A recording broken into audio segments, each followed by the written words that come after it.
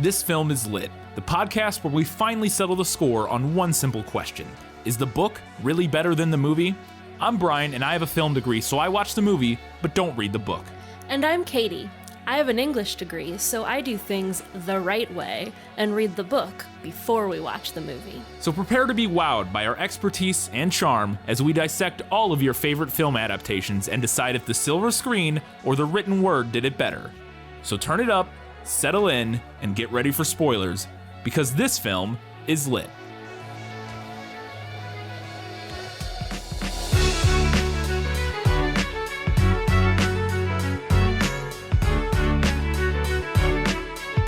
This movie needed to be 45 minutes longer.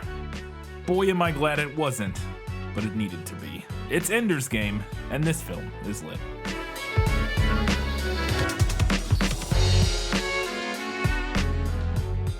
Hello and welcome back to This Film is Lit, the podcast where we talk about movies that are based on books. Normally we talk about a lot, not a lot of stuff, but we have so many notes. I tend to go a little overboard when I'm reading.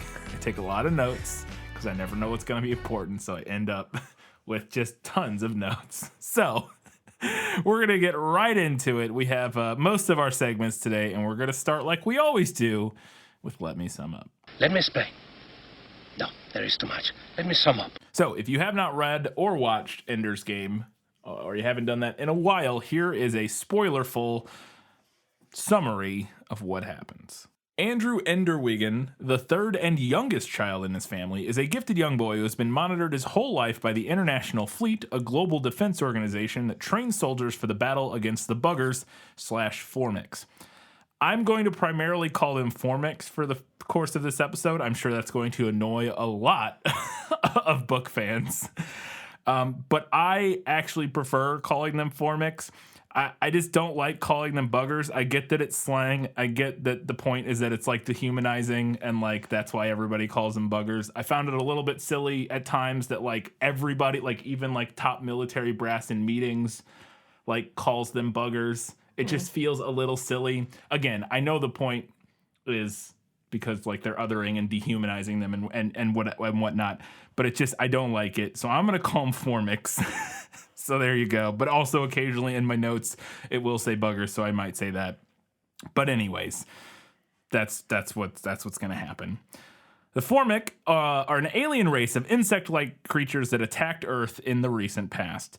The IF, as I mentioned earlier, the International Fleet, hopes that Ender has the potential to become one of the greatest commanders in their history and lead the fight to defend Earth from the Formics. After passing the initial tests, Ender agrees to join IF and is whisked away to battle school by Colonel Graff, whose goal is to guide Ender through his training and create the ultimate military commander. Upon arriving at battle school, Ender must endure the taunting/bullying of other students, the torment of the teachers and commanders, and his internal struggle with not becoming like Peter, his sadistic older brother who tortured Ender for years. Ender excels at battle school at a wildly accelerated pace and is pushed hard by Graff and others until eventually Ender graduates from battle school and is convinced to head to command school, where he will finish his training and become an IF commander. At command school, Ender meets Mazer Rackham, the famed war hero who defeated the Formics in the second invasion, who becomes Ender's new teacher. Ender is again pushed to his breaking point, running simulated battles constantly with little rest. On graduation day, Ender must complete one more simulation centered around the Formics' homeworld.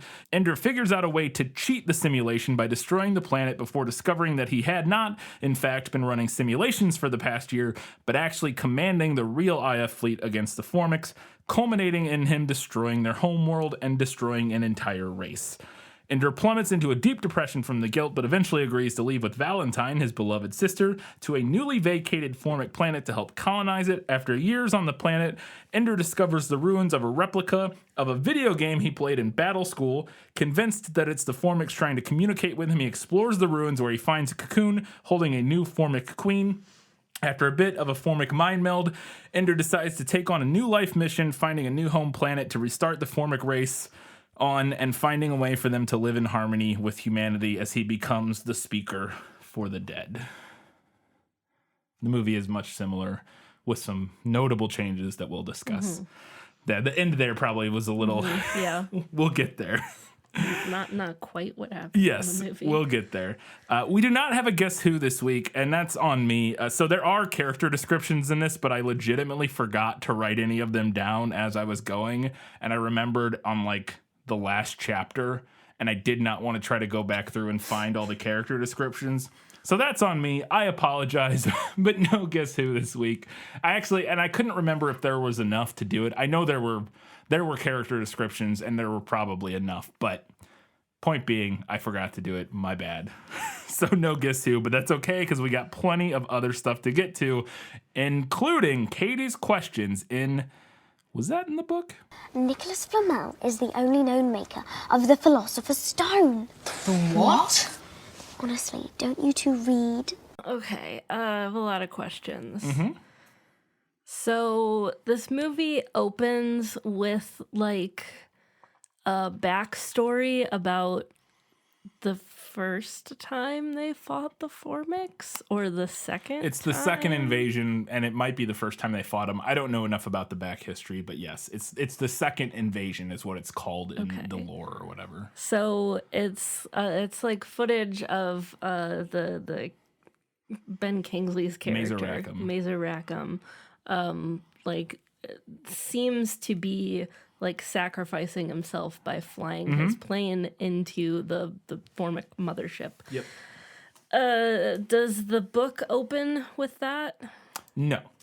It does not start with the story of Mazer Rackham. We do learn about his like stunning military defeat of the Formics pretty early on. We hear about it and like hear like the legend of Mazer Rackham, but we don't. It's not like a prelude or a prologue or anything like that. Kind of how it is in the movie. We jump right in on Ender's story in the book and then get to Mazer a little bit later on. And an interesting thing that I'd be interested to see if other people, I never got the impression in the book that Mazer Rackham sacrificed himself.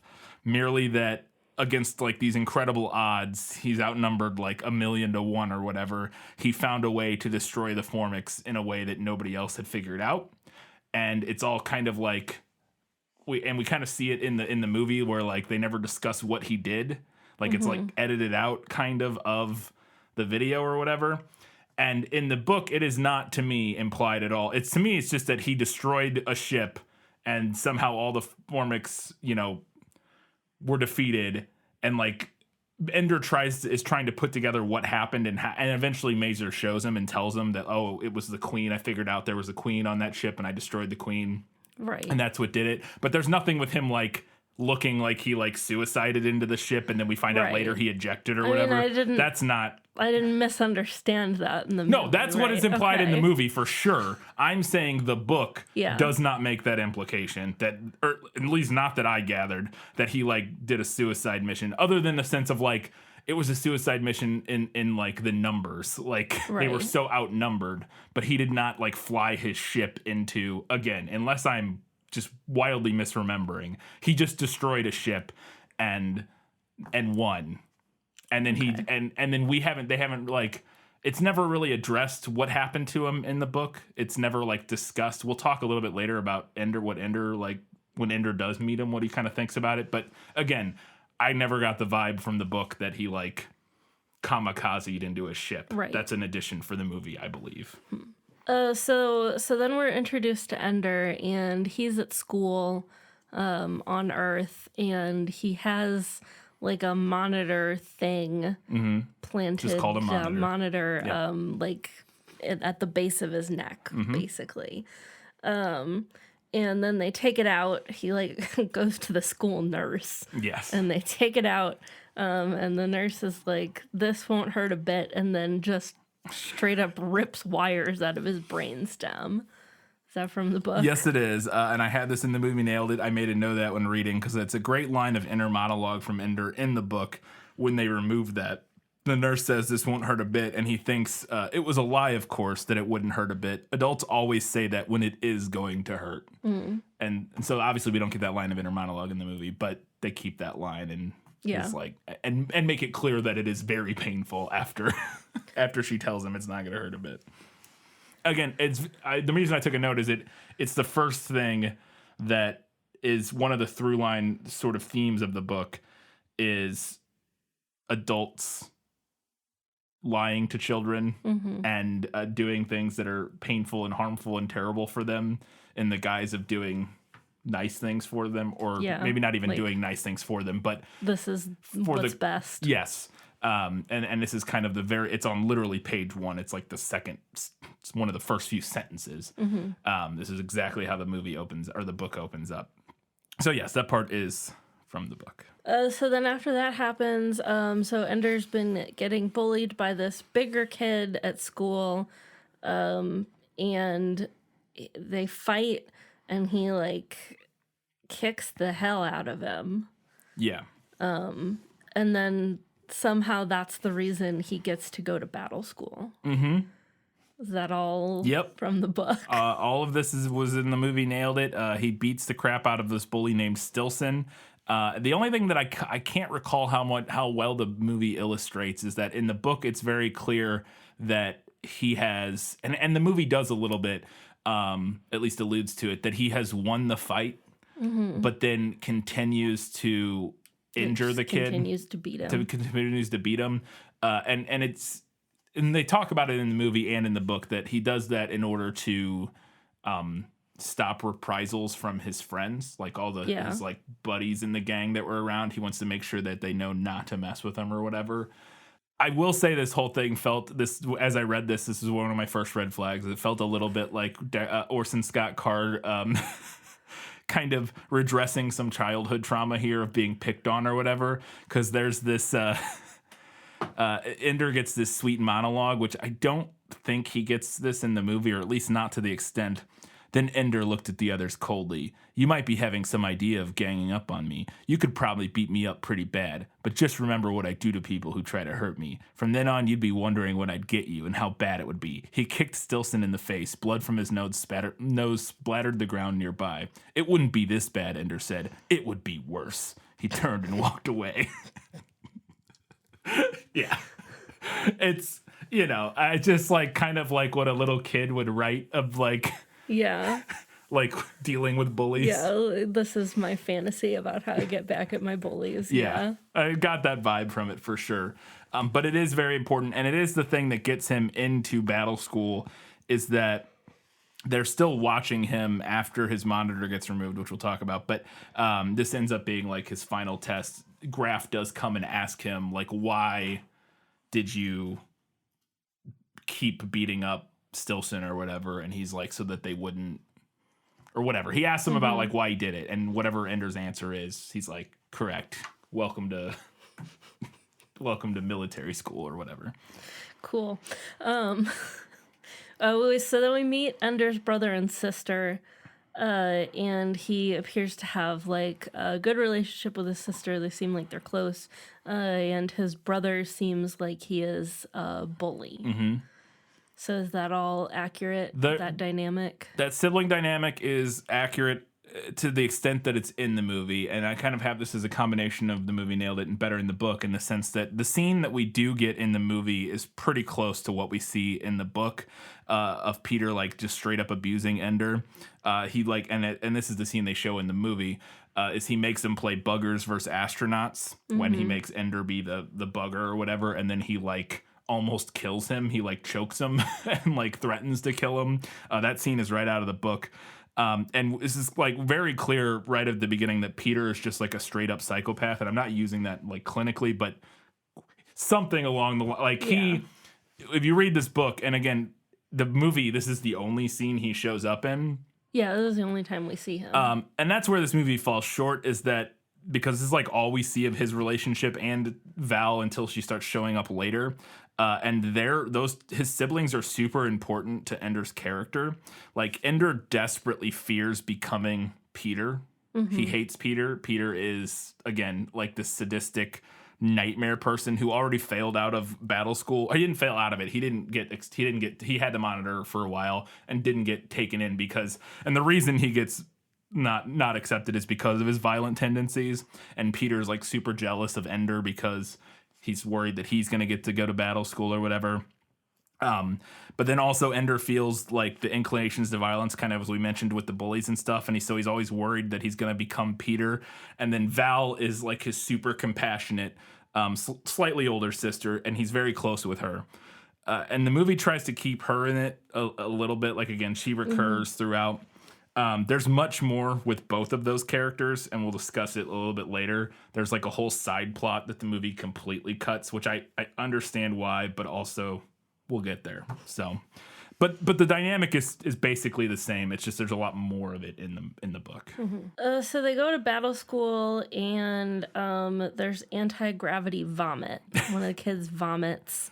And it floats through the air. Does that happen in the book? It does not, and they specifically remark in the book that they have them not eat for X amount of hours or whatever, like the whole day or whatever before launch, because if somebody were to puke, it would be a big problem. Because like it will go everywhere and and get into stuff basically. Right. So they. There's a line about it, about how, thinking that kids would, but then he's like, oh, that's why they don't have us eat or whatever. So, nobody pukes in that scene. Does Battle School take place on a giant space station? Yes. And I have some aspects of this embedded in the movie. Overall, I thought they actually did a really good job of capturing the feel of what I kind of imagined the Battle School would look like. It's this giant spinning space station that most of it is artificial gravity because it spins. And then the battle room is in the middle of it and it's not spinning, so there's no gravity there. They call it nullo gravity or whatever, 0G. And the thing I liked better in the movie is that they make it clear so you can see like out in space and the earth and stuff below it. And in the movie, it's not, or in the book, it's not described as having windows or being clear. It's just like a room or whatever, like a big like empty room. So there's no, again, I just thought it was more visually stunning to be able to see like Earth down below and stuff. It just looks cool. It's a little thing. I'm not sure how practical that is, like having, or why you would even do that. Doesn't really make a lot of sense, but it looks cool. So I liked it. So he's at battle school and he's like in his bunk and whatever. And the sergeant, is he a sergeant? I don't know what his title is. His name's Dap. Yeah, comes in and makes a very aggressive show about like there being separate showers for separate genders and like making sure that the kids don't go into spaces designated for the opposite gender. And it was really aggressive, and like everything that he said in that scene was aggressive because he's like a drill sergeant or whatever. But I felt like the movie made a really big show of making sure that we, the audience, knew that there were separate showers for boys and girls. So I was wondering, given who we know Orson Scott Card is, if that was something from the book. It's actually not, and I have this embedded in the book because despite Card's insistence that women don't get into battle school because of their evolution or whatever, or because of evolution or whatever, or at least they don't get in nearly as much. Once they are there, they're essentially treated the same as the boys, from what I could tell. Similar to like Starship Troopers or something. The vibe I got, and I could be wrong, is that they all are just kind of naked around each other all the time and don't really think much of it. Partially, I think that's because of their like prepubescent kids in the book. I'll get that in just a second. They're much older in the movie. And also partially because of like the nature of a military boarding school deal. Like there is one point where Ender remarks about, and this is the moment, Bonzo has a remark with Petra about not letting the other boys like be naked around her. And Ender thinks it's really weird and dumb, and apparently Bonzo's like the only guy who has this rule and he treats Petra differently because she's a woman, whereas a girl, whereas the others just don't. Yeah. And also in this moment, Ender like remarks that because of their age, he's like, there's not really any noticeable difference at our, like, because they're all so Ender is like 6 when he gets to in the book.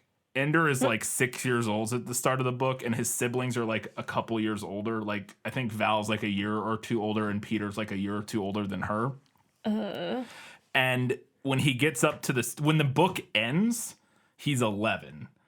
So it takes course over 5 years, and now in the movie he starts like 11 and ends like 11, or I don't know how old he's supposed to be. The movie feels like it takes place over the course of like 6 months, maybe. Yes.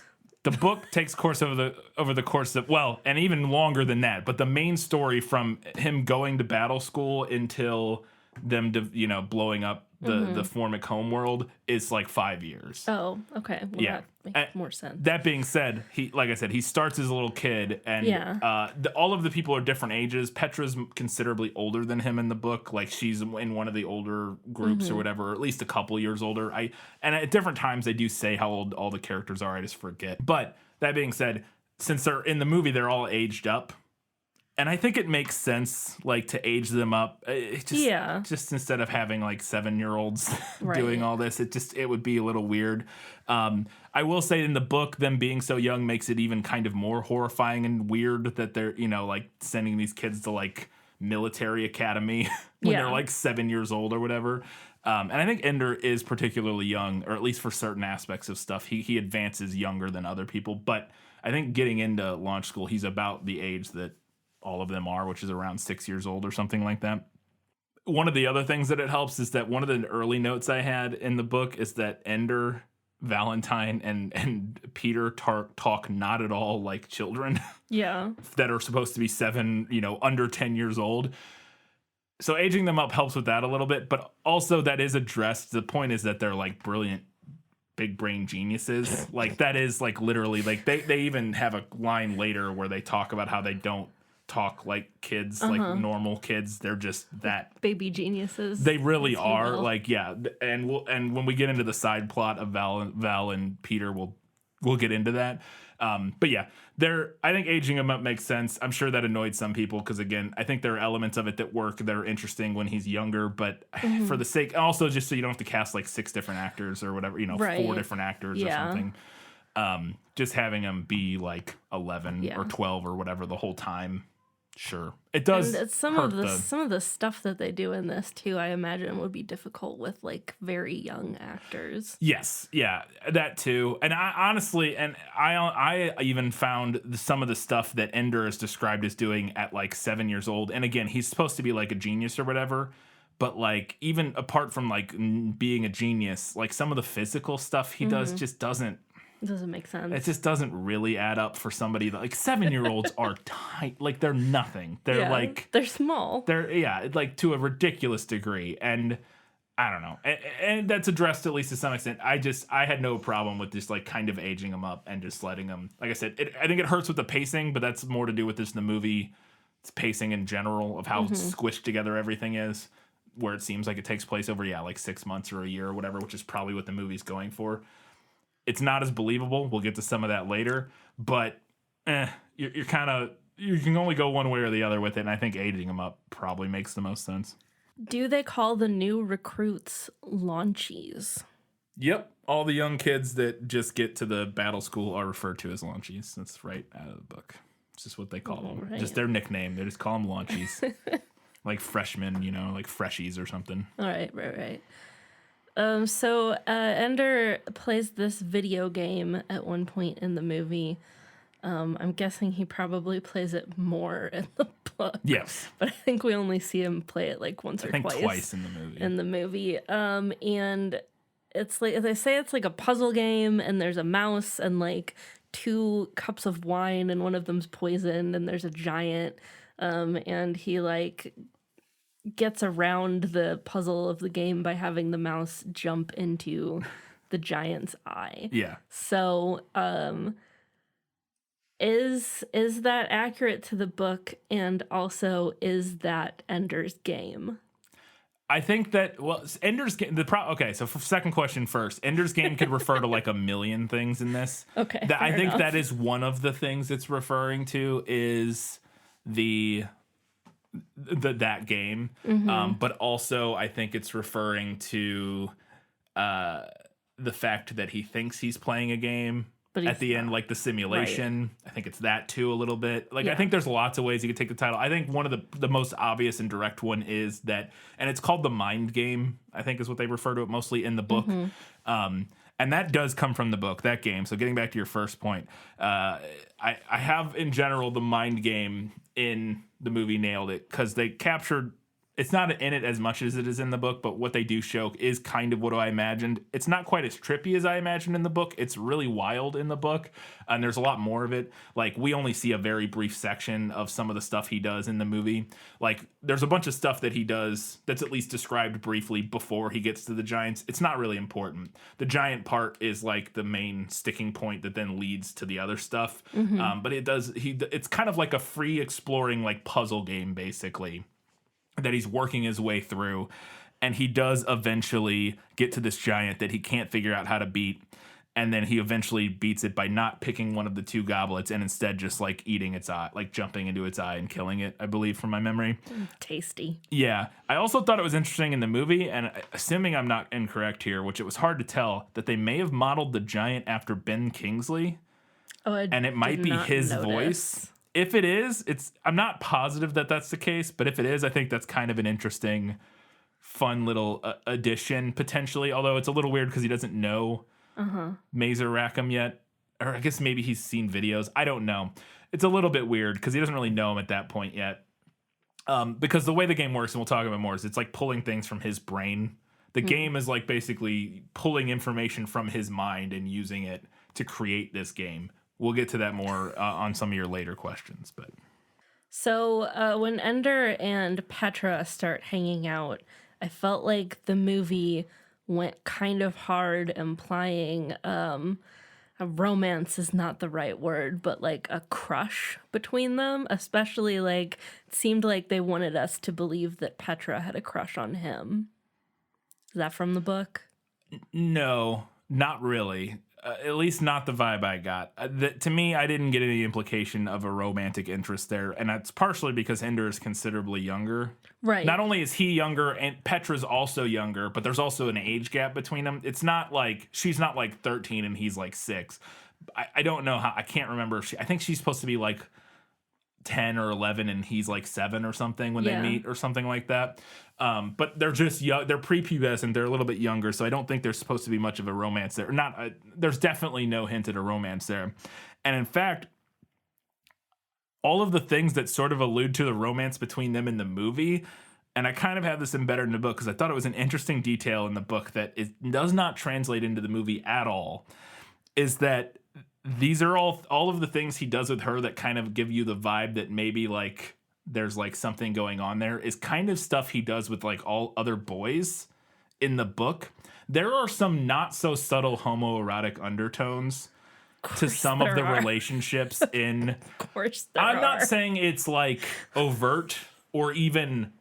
I just think there, and honestly, I think you can read it completely. I don't want to oversell it in the sense that like I think there's a completely non-homoerotic reading of it, whereas it's just a depiction of male relationships that are more physical than like traditionally, like at least in Western societies, we view male friendships, right? Like or portray male friendships. Yeah, they're more affectionate. Like he holds hands with boys at times. Like, and again, if I had to guess, I would think that what Orson Scott Card is going for there is more of this is a future society. It's similar to how like the boys and girls, they're just all shower together like in Starship Troopers and stuff. Like they don't really think about that kind of stuff. I think that he's going more for like this is more like this elevated society, at least to some extent, where like they just hold hands because they're friends or whatever, which is a thing in societies in current day. I believe there are like male friends in certain parts of the world where holding hands is like a totally normal, like normalized part of like a male friendship or whatever. And I'm using male here just for there's a lot of loaded, whatever, within the context of this book. But I think it's actually kind of sweet. Like they hold hands. Eli, the other one of his best friends, arguably his best friend in the book, his closest friend, like kisses him on the cheek at one point, and he says like you see the scene in the movie where Ender gets assigned to like a different army or whatever, or gets promoted, and Eli like is saying goodbye to him, and he says like "Assalamu alaikum" or whatever. That is in the book, but after he says it, he like kisses him on the cheek, and then later, and this is the part where it edges a little more into the homoerotic undertones, is that Ender then like has dreams about the feeling of Eli's lips on his cheek, and now you can read again because so much of it is like Ender is so starved for like any affection. Yeah. And like he's in this horrible nightmare scenario, and it's like just any sort of compassion and friendship and connection is something he dwells on a lot. But also, like I said, reading it from the perspective of like a 21st century Western cultural perspective, it does come across as having some slightly like potentially, like I said, homoerotic undertones. But I don't, who knows? I don't know. I just thought it was very interesting. There's numerous mentions of people, of boys like holding hands and stuff and being somewhat physically intimate with each other in a way that would stand out to, again, modern Western audiences. That is interesting because there are, like you've said, like there's multiple ways to read something like that. There's a lot of different ways you can read that, and it is interesting.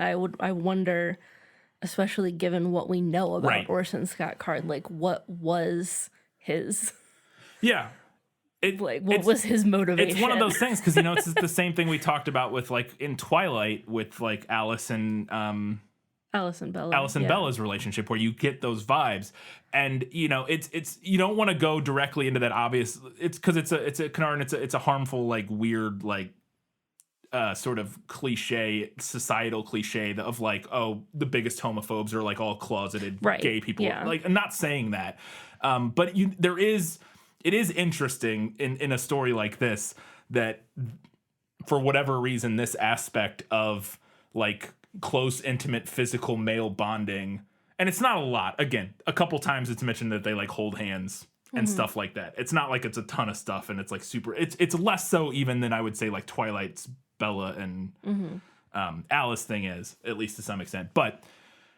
it is one of those things that I think there is something there to kind of look at and discuss again without veering too far into like weird stereotypes about bigots. So anyways. So we see in the movie a couple of like battle games in the anti-gravity battle dome. Yes. And the battle room is what it's called, I believe. I should have called it a battle dome. That would be better. It is it's battle sphere would be. True. It is a sphere. Dome anyway, is only half. And this is maybe my favorite part of the movie. So Ender does he like launches himself out into the 0G battle room, and he grabs two guns and he gets his sweet double gun anti-gravity spin, except he's floating in space, so it's just like this slow spin.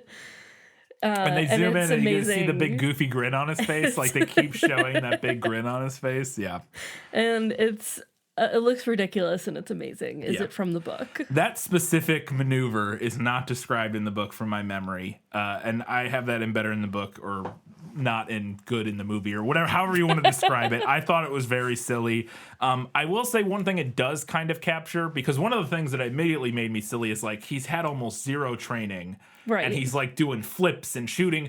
But that is kind of Ender in the book is kind of a Mary Sue. Like he's just that was the vibe I was getting. And I'm using that term kind of tongue in cheek, but like he is instantly good at everything immediately. And so this is one of the, and now he does train a lot. Obviously this takes place over, like I said, like 5 years. But even still, he's very good at stuff. Like there's a scene I'll talk about later in the book that they don't have in the movie that's just like made me roll my eyes very early in the book. And this is similar. So it does kind of capture that aspect of the book of like Ender just instantly being very good. Yeah. at, well, like, and everything. it's exacerbated in the movie too, because the movie crushes everything together. Yeah. And like we said, it makes it seem like it takes place over Yeah. a year or less. Overall, I found the battle room scenes to be pretty well handled in the movie and capture what I was imagining for the most part reading the book, because it is a fun like thing in the book, the action scenes and stuff, and I think the movie mostly captures that. Again, we'll talk more about it later, but that one in particular, I thought it was a little goofy. I can't even describe really like how ridiculous this scene is, because he's spinning at a snail's pace, firing these two guns, and it doesn't look cool like slow motion does.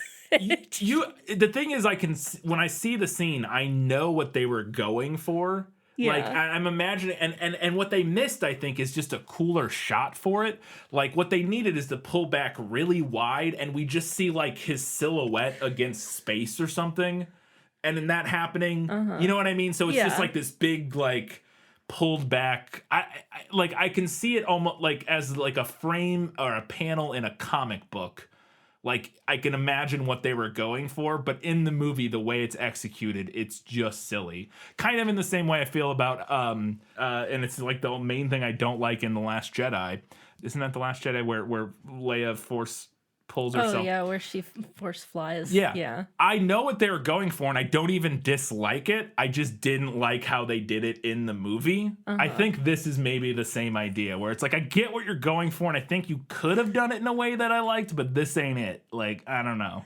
It gave me a similar kind of vibe, where you just chuckle at how silly it is, even if you didn't watch this movie, if you have zero interest in this movie, you should really look up that scene. Yeah. It's pretty fun.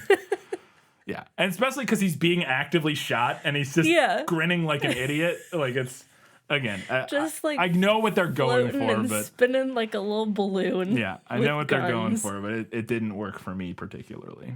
So there are a lot of points in the movie where we leave Ender's perspective, and I'm assuming that none of that is from the book because we are in his perspective the whole time, right? No. No? Well, yes and no, but I'll get to it here in my answer in a second. Yeah. So, anyway, my question is that at one point in the movie, we're with Groff and the other Anderson, the other captain or whatever. Yeah. I don't know how military titles work. I don't know. I think she's commander. She's a man in the book, but yeah, Anderson. She's like the head of the battle school. And we find out that they are rapidly approaching the Formic planet, the homeworld. The IF fleet is. Yes, the IF fleet is, and they're like, "Oh, we gotta hurry up and get Ender ready." You see a little countdown that says 28 days or something like that. So I'm wondering, like, does he know that they're approaching the planet? Ender? Yeah. Or us, the reader, or anybody? Yeah. Is that mentioned? Do we know that? Yes, we do find that out, but it's considerably later in the book than we find it out in the movie. It happens out of like 2/3 of the way through or something. So getting back to your original question of, is this all in Ender's perspective? It is, but each chapter starts with a very brief little section that's usually like a couple paragraphs that are outside of Ender's perspective, that are Graf having a conversation, and I think Graf is in all of them. I could be wrong about that, but I think he's in all of them. But it's military people discussing Ender and other stuff happening outside of. Usually they're talking about Ender and like what they're doing to him and stuff. It's just a back and forth conversation between like Graf and usually Anderson, at least when he's at the battle school, discussing stuff. And then one of those later on, they have a discussion about how they sent their entire fleet to the Formic outposts and their homeworld to like do an assault or whatever, and that they're all going to arrive. And it's kind of interesting in the book. It's a little detail that I thought was cool, is that they've been sending them out for decades or years or whatever, because it's all very far away. Right. And they'll be arriving at different, because all this stuff is like different lengths away. So like, they sent the stuff to the homeworld, which is furthest away, the longest time ago. So the ships getting to the homeworld are like much older ships than the stuff they're sending to like nearer outposts or whatever. Yeah. It's not all just to the homeworld in the book. They're describing as sending them to like all of the planets. They're sending them like to attack all of the Formics everywhere, basically. The movie kind of just boils it down to like the homeworld. But we do find that out in the book that that is happening, and it does give us that same kind of ticking clock for when Ender needs to be done with his training so that he can command the assault. They're like, the ships will be there I think in the book they say like a year when we find out. Yeah. They're like, we have a year to get him up to speed to command the assault. So yes, we do get that that same idea. It just comes much earlier in the movie. All right. So at one point in Battle School, they tell Ender that he's gonna get to lead his own team, and they're like, "Oh, we're reinstating the Dragon Team." Army. They're called armies. The Dragon Army. And but they are teams, to be fair. yeah, they just call them armies because they're training soldiers. They're reinstating the Dragon Army, and they're like, no one has ever been able to successfully lead the Dragon Army. Yeah, they're like notoriously terrible. And Ender asks, why not a new name then? And Graf is like, we already had the uniforms. Yeah, that's a movie nailed in detail. They do. We'll discuss the armies more and what they skip with that in a little bit. But Ender does eventually get placed in charge of the resurrected Dragon Army. And he's asked the same question. He's like, why don't we change the name then if it's like, like a this curse or cursed something, thing? yeah. And they're like, well, we already got the uniforms. And he's like, all right. Fair enough. Yeah.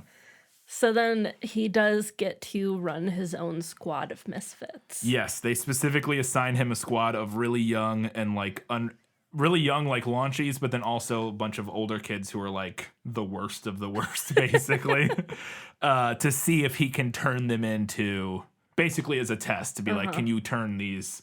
But they also, it's like a mixture because they also know that these kids have like hidden potential that hasn't been drawn out yet. So they're thinking Ender can be the one to like pull this potential out of them. And he immediately turns them into the best. They don't lose a single fight ever. They immediately become the best army in the school and go undefeated. It's very silly, but yes. So then when he gets like control of his own little army team, whatever, and he gets like his own quarters, and then Dap salutes him, which like earlier they had a whole thing about like, I'll never salute you. Right. And Ender was like, yes, you will. But then he salutes him and it felt wholly unearned by the narrative. So I was wondering if that happened in the book and if it was any better. That does not happen in the book. Dap is in the book, but he, as like Ender's first commander when he arrives into the first army that he joins as brand new, but we never see Dap again like after that. He gets, Ender starts getting moved around to different armies and stuff, a lot of stuff that's cut from the movie, and we never see Dap again. They just decided to make him like a recurring character in the movie. Yeah. We'll discuss it more later. I also don't think I like the like the respectful salute thing, because, and also we see Dap again later and they seem more friendly and stuff. All of the teachers and stuff eventually become the enemy to Ender. He does not like any of them. We're not supposed to like them either or care that they seem to like Ender or anything like that. I thought that scene just didn't really, it's part of a bigger problem with the movie as a whole, which I'll discuss much more later. But adding that to me I get why they did it. It's a very classic, like giving Ender some upward, mobility and giving us a way to see his growth by having other people acknowledge it. Makes it easy for us as the audience to be like, oh, look, that guy saluted him. Okay, he's really moving up in the world, blah, blah, blah. That guy who said he would never salute him just saluted him. But by the point that all happens, Ender is becoming more and more disillusioned with everything that's going on, to the point where I don't think it makes a lot of sense, but whatever. Well, it didn't make sense in the movie either, because it was like, what has he actually done? Nothing that I can see. Yeah. So does Ender then almost kill Bonzo? They say Bonzo a couple times in the movie, and then later they say, which in the book it is explicitly stated, they give you a pronunciation guide. Not a pronunciation guide. Like, he mispronounced the name and somebody corrects him and says, no, it's Bonzo, like bone and zo, or I don't know, whatever. They like Bonzo. It's Bonzo. Bonzo Madrid, I believe, is his full name in the book. And spoilers, he actually does kill him in the book. This is a book is better seen for me, with some hints of the movie nailed it. When it comes to the fight, the movie mostly nailed it. They ambush Ender in the shower. Ender like taunts him basically into fighting him alone, because there's like a bunch of dudes with him, and he's like, well, I'm gonna get my ass kicked by all these guys. So he like taunts him until Bonzo's like, all right, I'll fight you one-on-one. But then they strip down naked, which the movie does not do. Well, because Ender's already naked. Right. Because he's showering. But Bonzo strips down naked so that they can... Again, they strips down naked for their one-on-one Mortal Kombat. But the movie does nail this little detail where Ender soaps himself up so he's slippery. Yeah. He, like, rubs soap on himself and then turns the water really hot so that it gets really humid and it, like, reacts with the soap. The air's really moist. Does he also scald him? No, and he specifically, and that's even mentioned because Bonzo says something like, because he sees him turn the water hot or whatever, and he's like, I'm not afraid of hot water or something like that. Like, but in the book he says that, but Ender's like, but I wasn't doing it to burn him. I was doing it so that I got slippery or whatever. What a tactical genius. Yeah.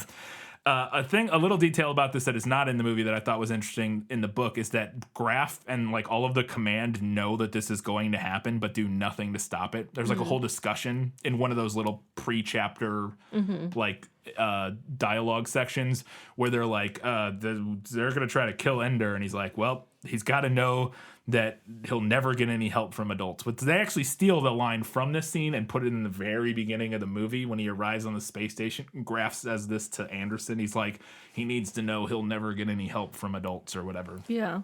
That comes from this scene. But they know Bonzo's going to try to kill him, and they just let it happen. And then this is the thing that the movie kind of tweaks, and I actually am really interested to see, because I don't remember if the movie ever makes this clear. So during the fight, the fight plays out very differently.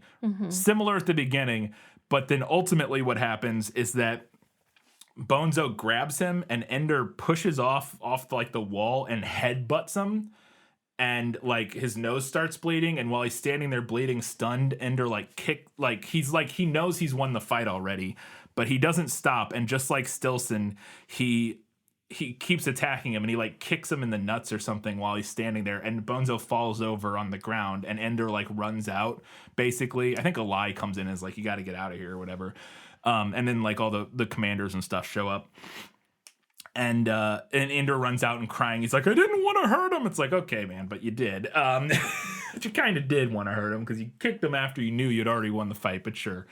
And again, that's what the book's going for, this kind of push and pull of Ender, and we'll get into it. But in the movie, he's like, oh, is he going to die? He asks Graf, and Graf's like, no, he'll be fine. And now I don't remember if the movie ever says what happens. Do you recall? I think the last we hear of him is when he's talking to Valentine and the little rowboat or whatever. Yeah. And he's like talking about how he didn't he might die and blah blah blah, and Valentine's like, well, he might be fine or something like that. I think is what happens. Oh, really? Okay. And so I'm pretty sure that's the last we hear of him. So they tell Ender that like, oh, he's just getting shipped home. Like he got expelled basically, and they're shipping him back to Earth on the same ship that Ender goes down on. Because after this fight, Ender like graduates and they ship him. Yeah. They ship him down to Earth like they do in the movie, so that he can go to command school. But we find out eventually, and that. In the movie, there's this moment where Ender like alludes to the idea that he thinks he might have killed him. He's like, "Oh, is he going to survive or whatever?" And also, I don't like that it's seemingly like an accident in the movie. Like they turn it where he like kind of kicks him and he like falls and hits his head on the he hits his head on the ledge. Ender actively hits him, like headbutts him. We find out later that Ender headbutted his nose into his brain and killed him. What? Yes, we find out later that Ender when he headbutted him, he killed him in that moment. Like he literally headbutted his, which is a thing that can happen. It's rare, but you can get your nose bones knocked into your brain and kill you. I didn't need to know that. Just don't get in a fist fight. I can't guarantee that won't happen. Yeah. But in the book, Ender has no idea. He thinks they tell him he was fine, or that he, he was injured, and they shipped him out and whatever. And they don't tell him that he killed him. Eventually he does realize, very later on, after everything, it all comes out, because not only did he kill Bonzo, he also killed Stilson in the beginning. And they don't tell him that either. That kid, the bully, yikes, he kicked him so much that he kicked him to death or whatever. And a movie also does not address that, or go into that at all. But yes, eventually he finds out all of this, and it's another thing that at the end is part of what kind of racks him with guilt and stuff. But he, because like it comes out in the media, like after everything. I don't want to get into all details, but it comes out and it's like a big thing. Anyways, the movie never touches on any of that. But yeah, he kills both of those kids. Again, in self-defense, kind of, but also not. Which the book does address. There's a whole thing with the media later where they're like, oh, he did it in self-defense and blah, blah, blah. There was all these people speculating like, it's fine, it was self-defense. And then Ender's like, they never asked me what I thought about it or whatever. And once he finds out that they did die, it's very clear that he feels guilty about it and whatever. Anyways, he does kill Bonzo. It's the point. Whether or not the movie acknowledges that or not, I can't remember. So this is a specific line. I'm pretty sure Groff says this to Ender. The purpose of this war is to prevent all future wars. So that line, as far as I could find and remember, that exact line is not in the book. And he definitely does not tell Ender that before command school. So this is definitely a bad decision in the movie's part, in my opinion, because he says that line to him as they're on their way to command school. Like they're having a discussion, and Ender's like, they're talking about how, they haven't attacked us or whatever. Yeah. And like, they're not in a, we haven't, whatever, like, what are we doing? And he's like, well, we got to attack them because it's the purpose of this war is to prevent all future wars.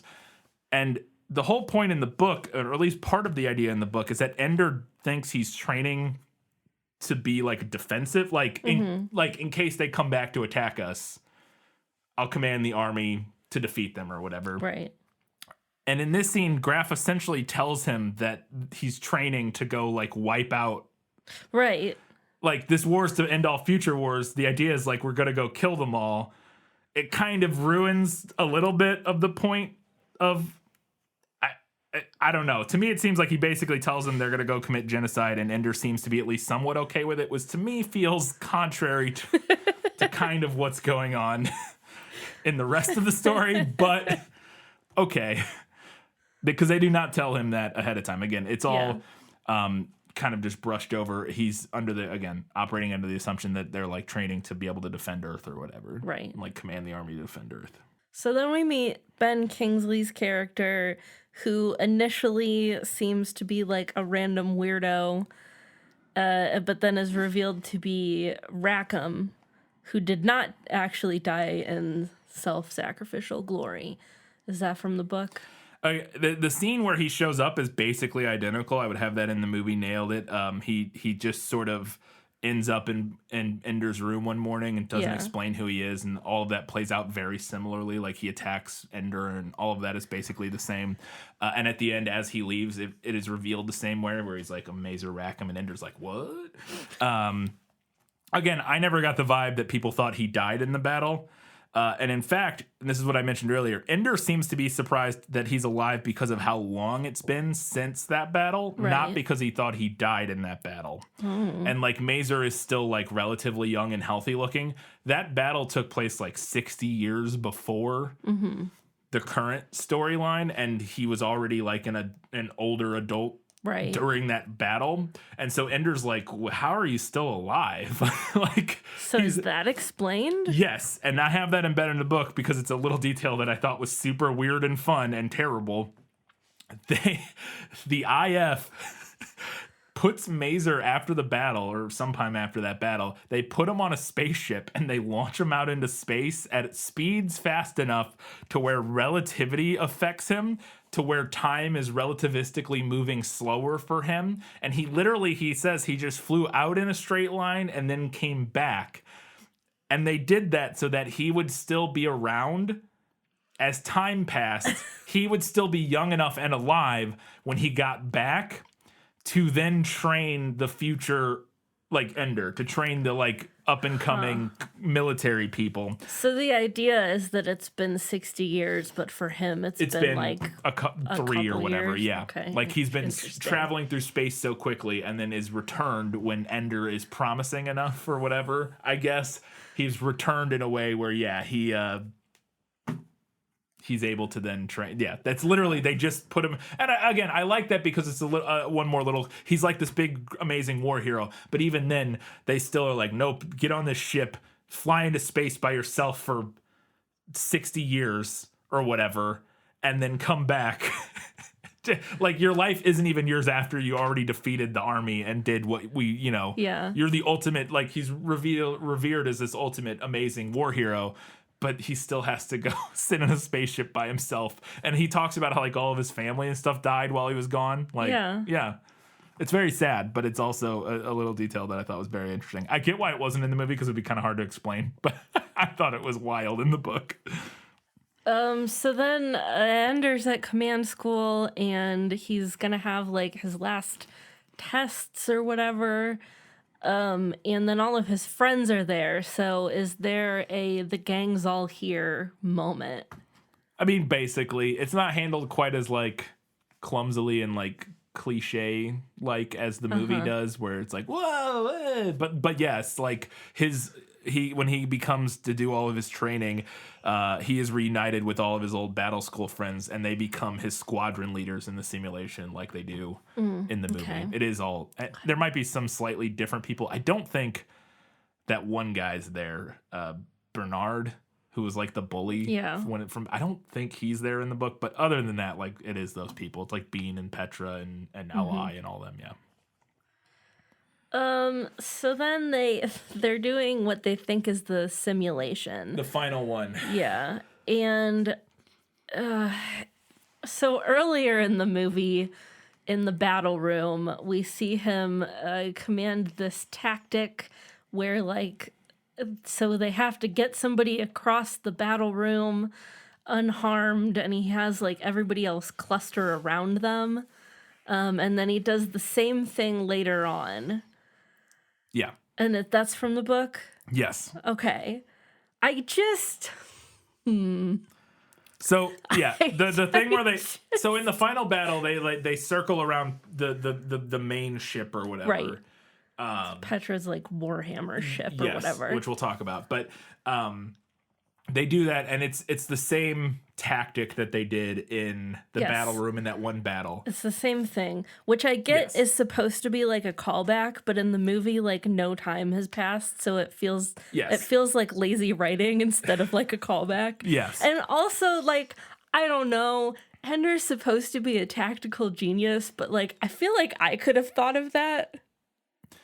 I will say that a lot of the times the tactical genius things that Ender does don't feel all that genius to me in the book. I don't know. I just feel like maybe I couldn't have thought of it that quickly, but I feel like given a minute, I could have come up with that plan, and I don't think that makes me a tactical genius. Well, so one of the things that the movie does a really terrible job at, because they skip so much of the battle school, is explaining that Ender thinks about the battle games completely differently than everybody else. Okay. And that's like, it's not so much that he's like a tactical genius necessarily, but so much as that he approaches what he's doing completely differently than everybody else.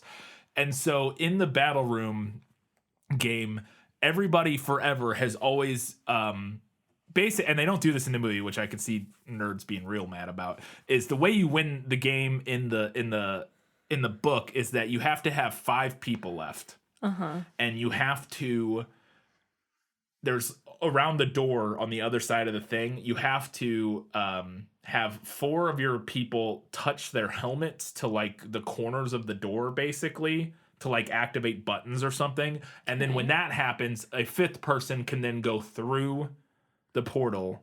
And then they win. Like, you win. Like, if you get inside or whatever. In the movie, they just can fly right in. There's no like buttons or anything. But so one of the things, and I will say that's a little silly that nobody's ever thought of this before Ender, because I've seemingly been doing this for like 50 years or whatever. But the thing that Ender does that nobody has ever thought of before is just going for the gate without trying to shoot everybody first. Everybody always just shoots everybody. Yeah. And then hopes they have 5 guys left to do. Again, it's kind of dumb because people would immediately like, well, the point is to get through the gate. Right. But there's also scores and stuff based on like how many people you shoot and whatnot. So there's there's like, it's kind of, I will say this, it's similar to Quidditch. It's maybe not like the most perfectly thought out, like future, sci-fi fantasy sport. But the idea is that he's like, look, we just got to get to the gate. Also, they don't explain all the details of that fight in the book, because in that book, in the movie, in the book, that battle where they do that is, and this is maybe mentioned, but I can't remember.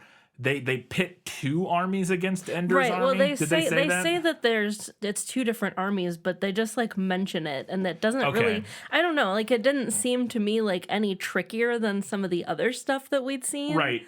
And again, that's because they just collapse all of that stuff, and there's no buildup, and so it doesn't make sense. Like, they just cram all that stuff together. The battle school gets the shortest shrift of everything. We'll talk about it, but which I understand why, but also kind of ruins a lot of the development for Ender and stuff. But he basically, because there's so many people, they're so outnumbered, they know they can't win by like trying to shoot them all. So he comes up with this idea to do this formation where they have.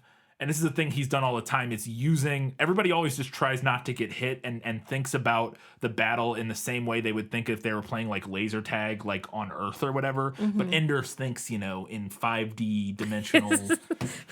Playing 5D chess. Yeah. And so he's like, oh, well, if we put people around, that we'll create like a circle of people, and we'll put 5 people in the middle. He does like a Trojan horse deal. Right. And he like launches them all towards the gate.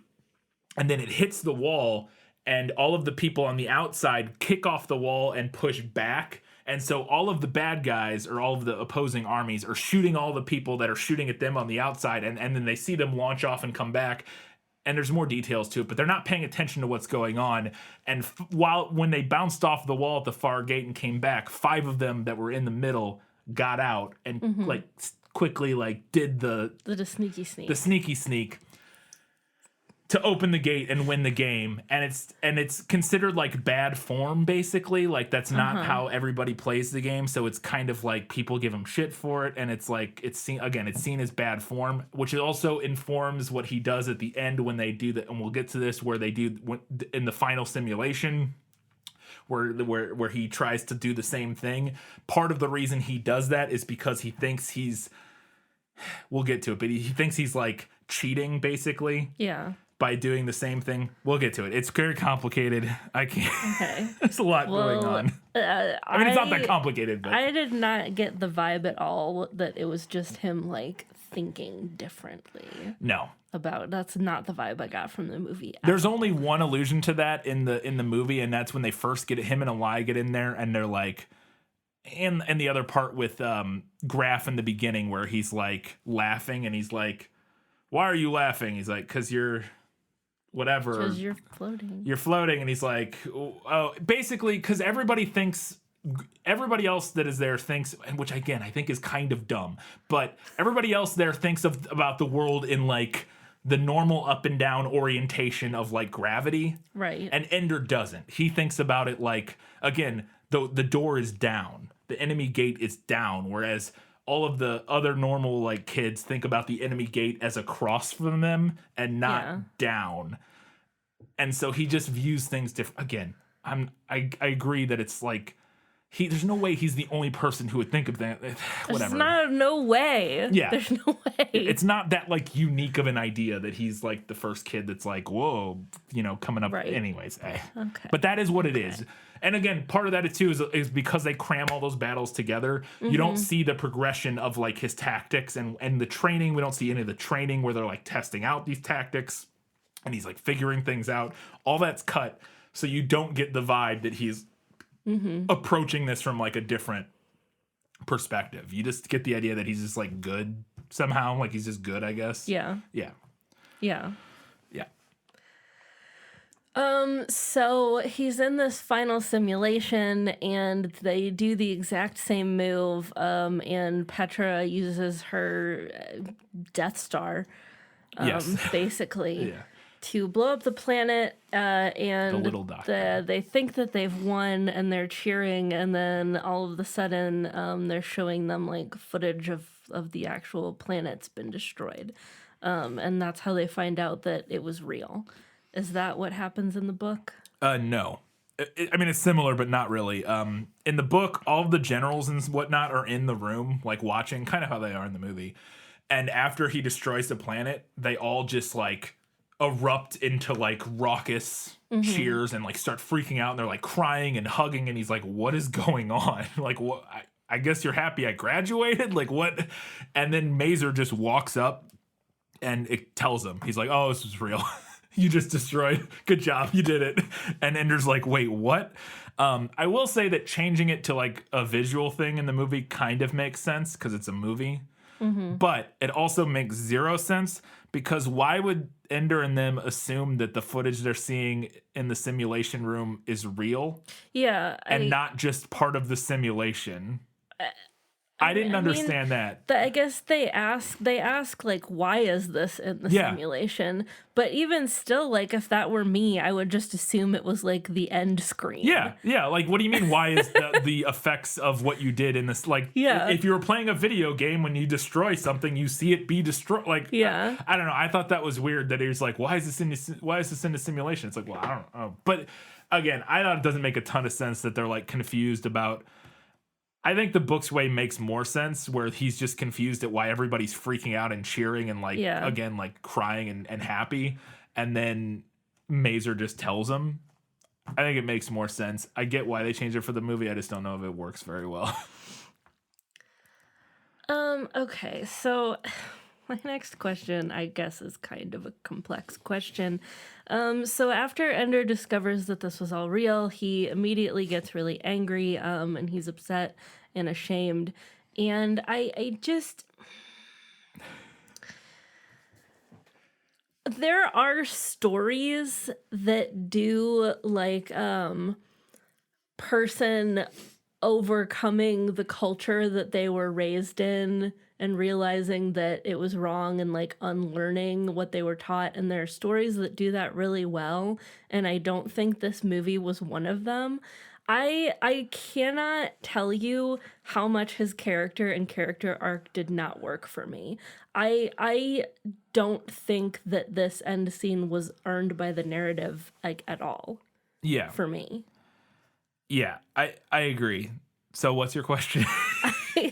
I just want to know how that plays out in the book. Like, is he immediately upset? Like, does it make more sense at the end for him to be like that? Yes. So, yeah, I got a lot to say here. In the book, he is immediately devastated by this and falls into like a deep guilt-ridden depression because he did not sign up to commit a genocide, whereas in the movie he kind of seemingly did, depending on how you interpret some of the scenes between him and Graf earlier on. I definitely prefer the book's version to. Also, we get the big screaming match between Ender and Graf after it happens, where they're like arguing about it or whatever. I will say that that's not the worst way the movie could have handled it. It doesn't work great, and there's some really bad, like cheesy lines in there. There's some like where he screams some terrible line about genocide that is very like just doesn't land. But in the book, he doesn't. There's not a big screaming match or whatever. He's very upset and he goes back to his bunk and he just sleeps for days. Mm-hmm. And like they keep trying to come to talk to him and stuff, and he like falls into a very deep depression and does not handle any of it well. So he is immediately angry, ashamed, devastated, betrayed, all of those things in the book that he voices in that very short scene. But it's in the movie. Earned. But it's earned, and I'm going to get into that. And this is one of the movie's biggest flaws, is its handling of Ender's character. In the book, we spend so much time with him and in his mind, basically, because we're dealing with like a third-person omniscient narrator, third-person, whatever it's called, unlimited third person. Is it limited or unlimited? I don't know what are the differences. Is it mostly in his perspective? It's all in his perspective, but we like know what he's thinking and stuff. So yeah, third person limited, I guess. Yeah, third person limited with like little forays out of his perspective. Yeah. So, and we spend so much time basically in his mind, knowing what he's thinking, and knowing how conflicted he is about everything that he's dealing with. He like wants to succeed. He wants to be a good commander and prove himself, but he also has these moments of like eruptive violence and anger that make him fear that he's just like Peter, who's, like I mentioned earlier, a legit sadist who tortures small animals and stuff, which Yeah. we'll get to some of that here in a little bit. He hates being lied to and manipulated by all the adults in his life, but he also wants to win by proving that he can like beat them. They picked Ender because he's this ideal combination of cold, brilliant military strategist and empathetic kid. He's equal parts Valentine and Peter. That's kind of what we're doing here, is that Valentine is like the pure, unspoiled, the compassionate angel and the devil. and then Peter is like the sadistic nightmare person. And Ender is both of them in kind of equal parts. And the idea is that he can understand the Formics in a way that like the more cold-blooded killers can't. So he can understand their tactics and figure out how to defeat them. But also he has the killer instinct to completely destroy his enemies, which he always later justifies as self-defense, like when he beats up Stilson, when he beats up Bonezo and ends up killing both of them.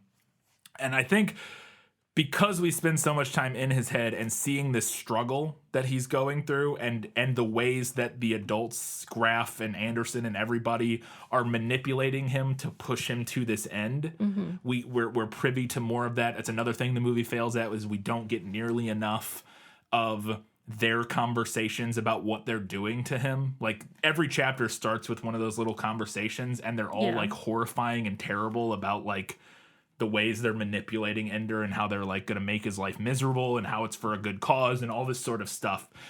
And so we see Ender struggle throughout the course of the whole book, and it all leads up to this moment where he wins. He thinks he's defeated them by beating this simulation that they threw at him that was supposed to be unbeatable or whatever. Like they've been, and it's another thing the movie doesn't show, is his whole training and everything, they've been throwing more and more unfair bullshit at him like nonstop. And he like doesn't get to sleep. He doesn't get to do anything. And ultimately so when it gets to the end, he is incredibly conflicted, and it is a very like emotionally turbulent thing. And when he realizes what the final way in which they've manipulated him, he like snaps, and then, like I said, just falls into this very deep depression. But to me, in the book, it's very earned, again, because we spent so long seeing all the ways they've been manipulating him, seeing all the ways that he struggled with his personality and his inner turmoil and all that sort of stuff. And it just, I don't think they do a good job of making that internal conflict clear. The movie mentions it. We get a couple lines where he's like writing to Val and he's like, I feel like I'm becoming Peter or whatever. I think they mention it a couple times, but it doesn't land the way they want. And I think a big part of that is because Val and Peter's role is so minimal in this book or in the movie compared to the book, and we're not in his head. I agree that it does not land how they wanted it to. It just seems like, okay. We just don't have enough time. We just don't have enough time for that all to work in the way it does in the book. Okay, so then after all of that happens, the way this movie ends, he like walks out onto the Formic planet, the former Formic planet. Eros is the planet that their base is on. And he meets a Formic who looks like a giant moth, and it wipes away his tears. Does any of that happen in the book? So elements of this happen in the book. This is where you were looking at me confusedly in the let me sum up at the end there. So no, but it's similar and very different. Most of this I would put in better in the book, but I do have a few bones to throw to the movie here. So, at the end of the book, due to a subplot that we're going to discuss here in a little bit, Val is leaving Earth. Okay. And she meets up with Ender and wants her to come with him. She's going to a planet, one of the former, completely different, not Eros, they had a bunch of planets that the Formics, the buggers or whatever, were populating. And now that they're all gone, the humans are spreading out to colonize those planets. Okay. And Val is going to one of those planets, and she wants Ender to come with her. Peter, meanwhile, is basically running Earth at this point. Big curveball, I know. None of this is even remotely touched on in the movie. Peter's basically running Earth through his influence on the hegemonic council. And Val won't let Ender go back to Earth, or doesn't want Ender to go back to Earth, because Peter would use Ender as this like figurehead of the, the hero of the war or whatever, to essentially like really legitimize, as his brother, to like really legitimize his role as ruler and basically take over everything, which he kind of does anyways. So she blackmails Peter into basically letting her and Ender just go away, just leave and go live on this planet together. She doesn't, because they both hate Peter. She's grown to like Peter more than when they were little, again because of the subplot that we'll get to. But terrified for this subplot. It's very wild. It's actually really cool, but really weird. They go to this faraway planet and they live on this planet. And he's like, okay, I'll go, but I want to learn, because I want to learn more about the Formics. He wants to, he feels really guilty about the genocide he did, and he wants to learn about them and all that sort of stuff. I do have a complaint here about the book ending, that the way this all wraps up is the humans, after they commit this genocide, do just kind of get to go live a fairly happy pastoral life. Like, they just genocide entire species, and then they like take over all their worlds, and they're like, nice. As you do. And again, that might kind of be the point, to be fair, is it might be like, yeah, this is what happens. But I couldn't tell if that was the point or not. But he goes and he lives on this planet. Years pass. Him and Val and Graf and a handful of other people go and like colonize this planet, start a thing. Ender's like running. He's like the mayor of the, or whatever. I don't know. He's like running. They give him some title. He's like running this the commune on this planet or whatever. They're there for years and years. Peter has died back on Earth at this point. Oh, that's a relief. Because of the time travel when they're traveling or whatever. And one day he's out exploring. He learns a lot more about the buggers. He finds out that they like carried their children around with them while they were farming and stuff. So he thinks that they actually did like care about their children. Like, he starts learning more and more about them. And while he's out exploring one day with some random character who's not in the movie at all and doesn't matter, who's only in this one scene, he discovers a replica of the Mind game from the video game he played in Battle School. He stumbles across like the castle that we see and all that. He just stumbles across it out exploring one day, and it's like, holy shit, this is from my game. What is going on here? And we find out, he realizes that the buggers somehow, and I'm saying buggers now because this is from my book notes, the buggers somehow, I don't know how, they got the information from the game, maybe through like through Ender's mind or something. I'm not exactly sure. They got the information from the game and then used that information to create this place, hoping that Ender would one day find it. Boy, that's a long shot. And then they hide the cocoon, which has a Formic queen in it, basically like in stasis or whatever. Yeah. Basically, this thing can repopulate, can bring back the Formics. That they've all been wiped out. And they think Ender's the only one that can do it because they mind meld with him. We get a lot of stuff about his empathy and how he understands them. And we find out that they didn't know humans were conscious. When they first showed up, they were just like colonizing, didn't realize humans were conscious, and like killed a bunch of us kind of on accident before they realized we were conscious. And then once they did figure that out, they stopped attacking humans. But at that point, the humans were like, well, we got to wipe them out because they're terrible or whatever. And they knew they were going to lose. They knew that there's a line in the book where the as he's like mind melded with the consciousness again, because they're like a collective consciousness. Which is the same reason why when the queen dies, they all like stop working. Basically, they're like a collective consciousness, and somehow he like mind melds with the collective consciousness. Point being, the bug is not there. There's no Formic there other than the little one in the cocoon or whatever.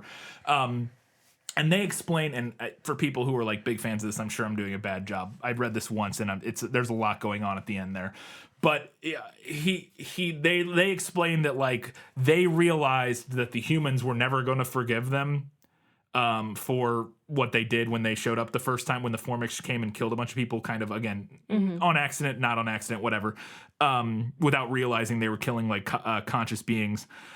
And so they knew they would lose, and then they would hope that Ender would find this by building this big place that resembled something that they knew was from his memory or whatever, his past, that he would find it, and that he, because he understands the buggers and humans, he would be able to, like, one, because of his guilt, he would find a way to a new home planet for the Formix and help bring their species back, because he doesn't want to be responsible for having wiped out this entire species. Yeah. And because he's so empathetic and amazing that he would be able to figure out a way for humans and Formix to, like, coexist, basically. And so that's why he assumes the title of Speaker for the Dead. I will say, I don't hate, like, that in the movie they, like, influence the game somehow, and then it ends up being the planet he's on.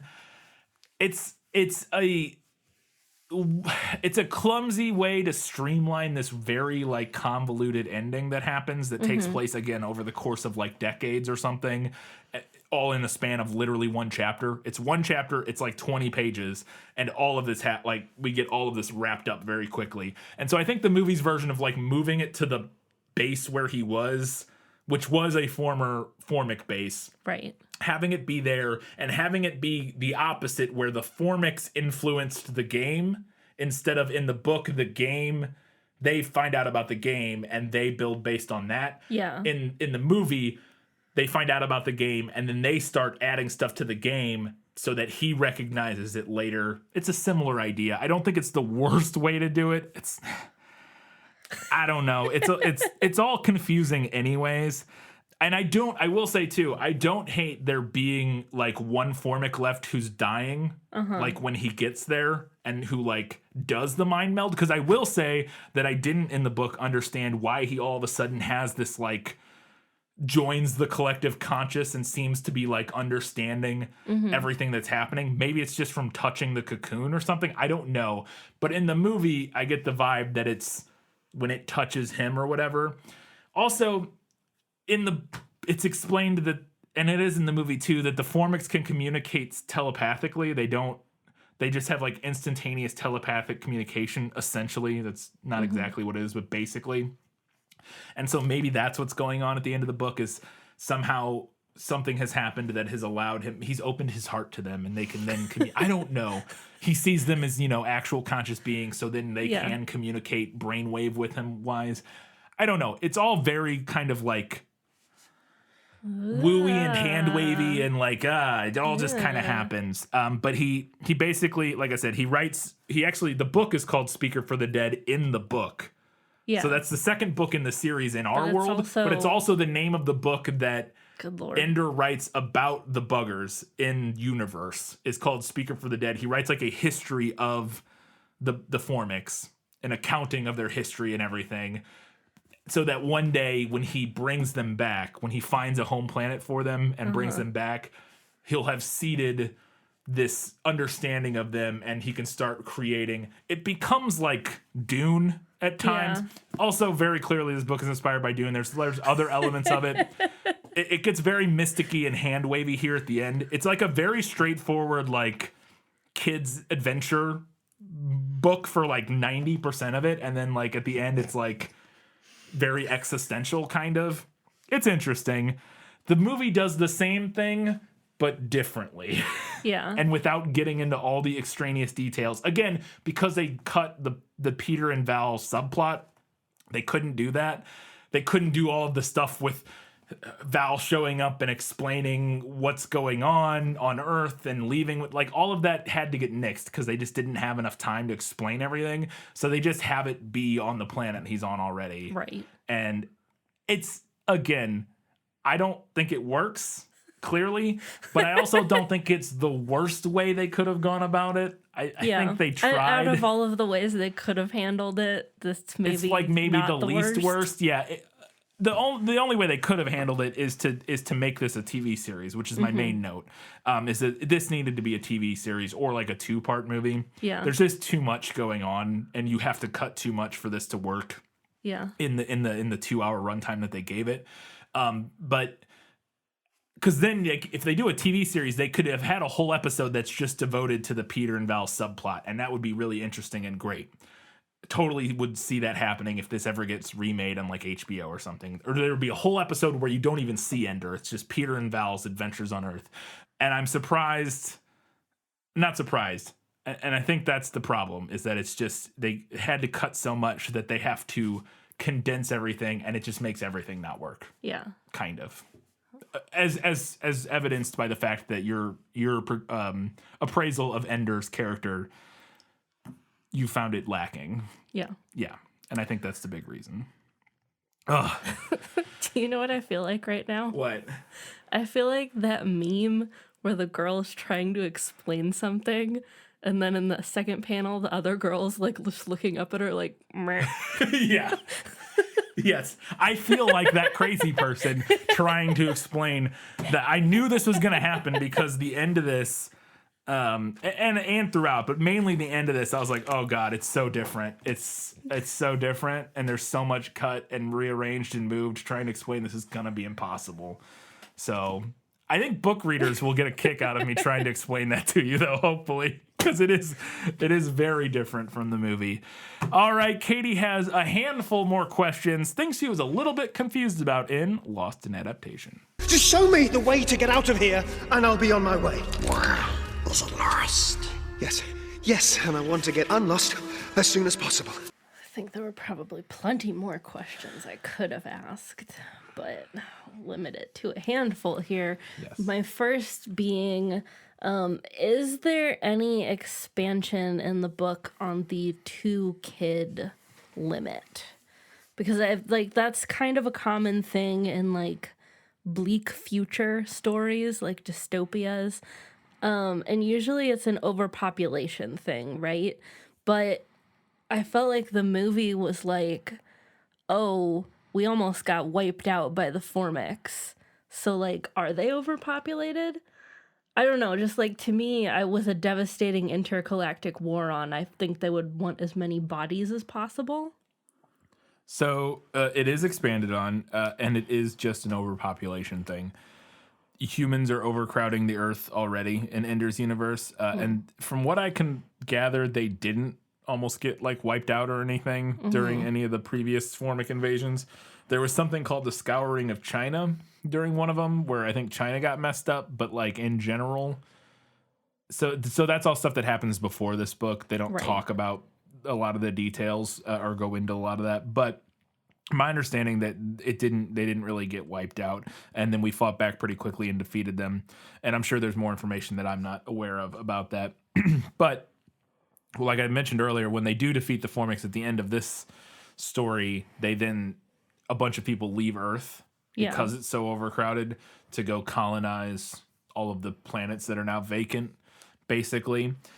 So yeah, it's just a population control thing formed by or enforced by the hegemon or whatever it's called. There's several, and this book doesn't go into a lot of the backstory. We get a little bit of it, but there's several like things going on. There's something called the Warsaw Pact that is like Isn't that just a real thing? That's a real thing, but I don't know if it was at the time of the original book. I think they actually changed the name of it in the 1991 re-release. I think they actually changed the name of it because it was a real thing. Right.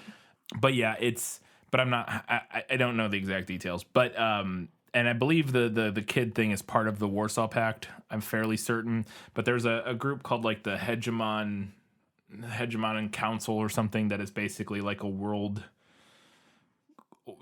council, like a world government kind of thing.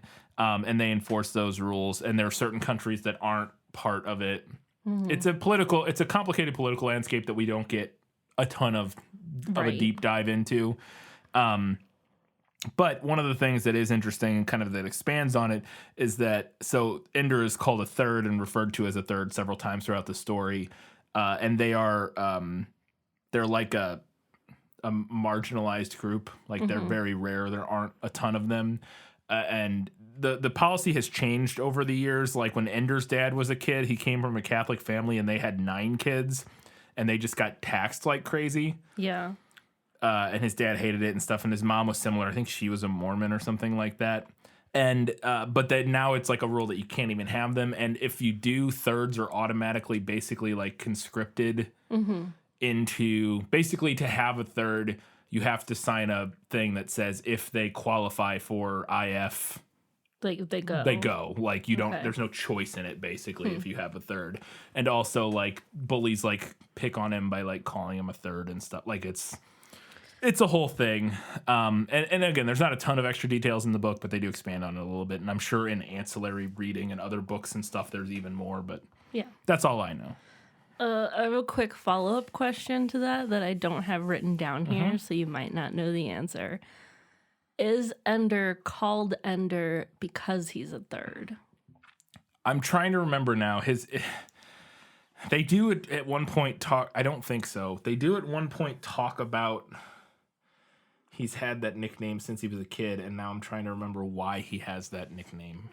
Oh, okay. So according to this, during his youth, Valentine gave him the nickname Ender because she could not pronounce Andrew.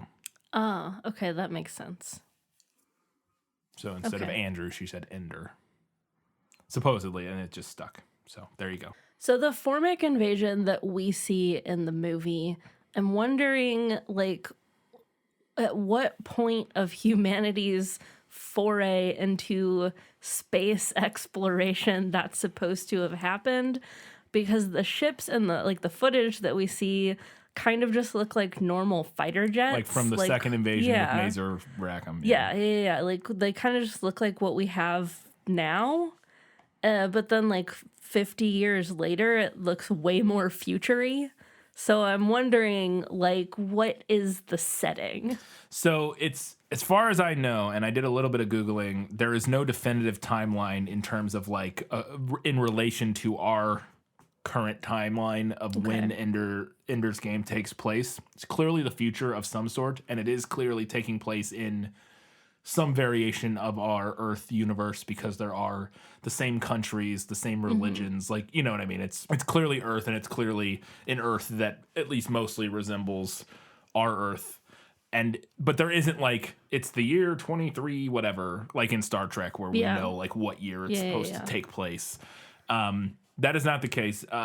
So what's going on with the normal the normal fighter jets thing, I initially thought that was fairly dumb when I saw the movie, because that, like you said, takes place roughly 50 years before Ender's story takes place. So it's not like it's like hundreds of years ago. It's 50 or 60 years before Ender's story. And I initially thought the fighter jets was really dumb because it's like, this is like modern jets. And they might have been. And part of that may have been, I actually didn't look this up, but I wouldn't be surprised if they got money from the military. And they included, because they look like one of the more recent, I don't know all the names of them, but one of the more recent models of like jets that the Air Force has. They looked kind of like one of those. And I'm wondering now, and this wasn't something I looked up or thought about until you just mentioned, until I was just thinking about it. They may have gotten money from the military, because a lot of times, like Captain Marvel and stuff, like lots of like big movies will get money from the military for like having military cool stuff. Our stuff. So I'm wondering if maybe that had something to do with it. And we already know that the military likes this book, the Marine Force, which I'll talk about more later. But I thought, so that fight takes place in atmosphere. It's like right over Earth somewhere. Yeah.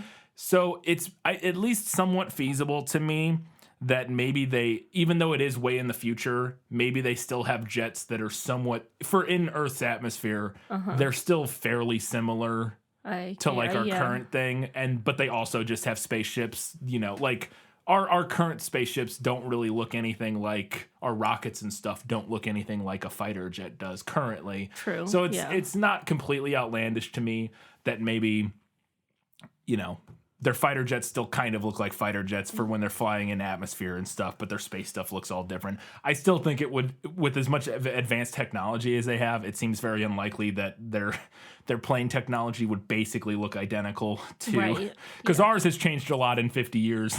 like our plane technology has changed a lot in 50 years. It seems like it wouldn't look like our current modern day fighter jets. I'm betting it's more to do with the Air Force or Navy or somebody throwing them a bunch of money. So what do the monitors do? Like, what do they actually monitor? So they both magically monitor the person's actions, like basically giving the IF like 24/7 security camera footage of the person's life.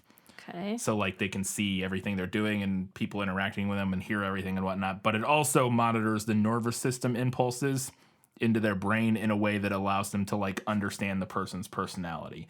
I don't know if they can, colloquially read their minds. I don't know if they can like see their thoughts or whatever, or if it's more somehow able to like discern personality through some sort of like data that they get. You know what I mean? Like, oh, their rage points are X. I don't know. But it does allow them to somehow monitor their personality as well as everything they're doing. Okay. Essentially.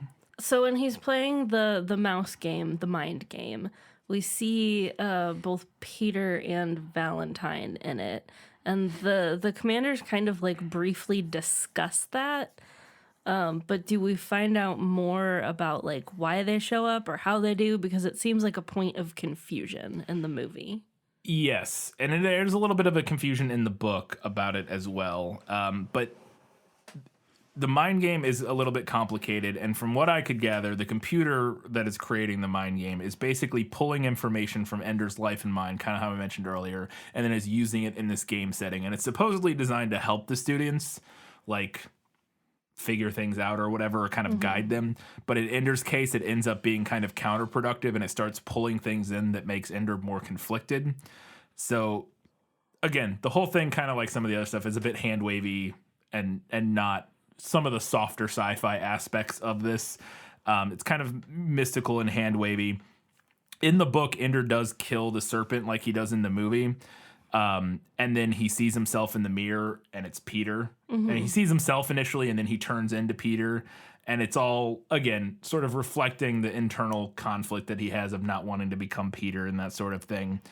And they do discuss in the movie that like Graf is worried that the game could be messing with Ender's psyche, but it all works out because eventually once he graduates battle school, he can't play the game anymore anyway. So it never doesn't really matter. Ends up not factoring in eventually, other than the aliens, the Formics using it later on down the line. But yeah, it's basically just pulling stuff from his brain to kind of like reflect back at him. And it ends up pulling the internal conflict that he has and reflecting it back at him in a very like existential, metaphorical way, basically. So I think this was after they win after the dragon army wins the battle in the zero gravity battle room. Yeah, is what I'm thinking of here. And Ender makes some kind of accusation to Graf that I felt was unearned by the narrative. I don't really remember this part, but it felt like we went from like, woohoo, we won, to like, you're sus, I'm not going to play your games. Like a 0 to 11 moment. Yeah, and this is the thing that the film suffers from, just cutting a ton of the battle school stuff. So Ender in the book is put through just tons and tons of bullshit from command, where they just they start piling up more and more battles for him. They make him more and more unfair. That they to the point where he's getting less and less sleep because they're giving him like, normally the schedule is like, oh, they do battles like once every couple days or something, and his army is doing like 2 or 3 a day. Yeah, and like they don't have time to train, they don't have time to sleep, they don't have time to do anything, and on top of that, when they get into the games, they're like doing unfair bullshit and like giving other teams advantages and stuff to try to like make him, to push him and see how brilliant he really is and stuff like that. And there's also some interactions with other characters where he sort of starts to learn a little bit more. There's a character named Dink that he never meets in the movie that has very like a very like cynical view about the battle school, and this character doesn't even think the Formics exist anymore, and that it's all a lie. Like he thinks it's all a lie, and they're just doing this basically for show or whatever, and to like manipulate them, and that starts to mess with Ender a little bit, and he starts to again slowly see the command and everybody as the enemy because of what they're putting him through. Yeah. And all that sort of stuff. So it eventually boils over to the point where he kind of snaps and basically tells them, I'm not playing your stupid games anymore. And right around the time that happens is when they're like, well, you graduate. Good job. Ship him out. Okay. So it's earned in the book because, again, there's a lot more, and it's a much slower buildup of stuff and a slower breakdown of Ender, basically. Yeah, if the movie went from, like, non-boiling directly to boiling, I feel like. So yeah, the movie uses the Bonzo fight as like the snap, like it's just like and then it, like seemingly fine, and then everything's it snaps after that, and that's like the last straw in the book, but it's all been building, and again the movie just cuts all of that. Okay. And then like coming right off of that, his promotion to potentially lead the entire invasion force also felt really unearned. Like, we saw him win one anti-gravity battle in the movie. And then they're like, this kid. It's the same issue. They just cut a ton of his growth, and we get, the whole middle section of this book is the battle school. It's like, that whole thing I talked about at the end, where after he wins the big battle at the end, and then Valentine shows up and they go to a planet, and then they live there for years, and we find out that Peter died back on Earth as he was running Earth and all that stuff, and then he finds this cave the castle, and all of that stuff that I talked about in that part happens in one chapter. Battle School is like 7 chapters or something. There's like, it's so much. He does like dozens of battles. There's tons of practicing and like getting new teammates and meeting new people and like the emotional turmoil he's going through and the way he's growing and how he's getting better and better and how they're testing him and how he's passing all these tests and they're pushing him. Again, the movie crams all of that into one single battle, kind of, and then it's just like, and moving on. Because we have to move on because this is an hour and 50-minute movie, and so it just doesn't work. Like it just feels like, okay, he did one thing, and now we're like, it just doesn't work. Is there an explanation for? I guess I'm wondering like why they bother tricking the kids by telling them that it's a game or like a simulation, like. I don't know. Like, I think where I'm struggling with this is, like, we have this society where he's been raised, like, steeped in this particular culture. So, like, would it even be a problem for him to do a genocide? Like, yes. And so so there's a couple reasons. And the main reason is, would it even be a problem for him to do a genocide? The answer is yes, because Ender is too empathetic for that. Okay. And again, that's why he's perfect for this role, is because he can understand. And the movie does touch on this, but just not enough. He can understand the Formics. He's the only one that understands them because he's the only one that is both empathetic enough and calculating and genius enough. He has both of the, the left brain and the right brain or whatever in perfect sort of balance to do this. But the main reason that they lie to them and don't tell them that it's a simulation is so that they make, and specifically Ender makes decisions unimpeded by the knowledge that people and Formics, but mainly people, will die as a result of what they're doing.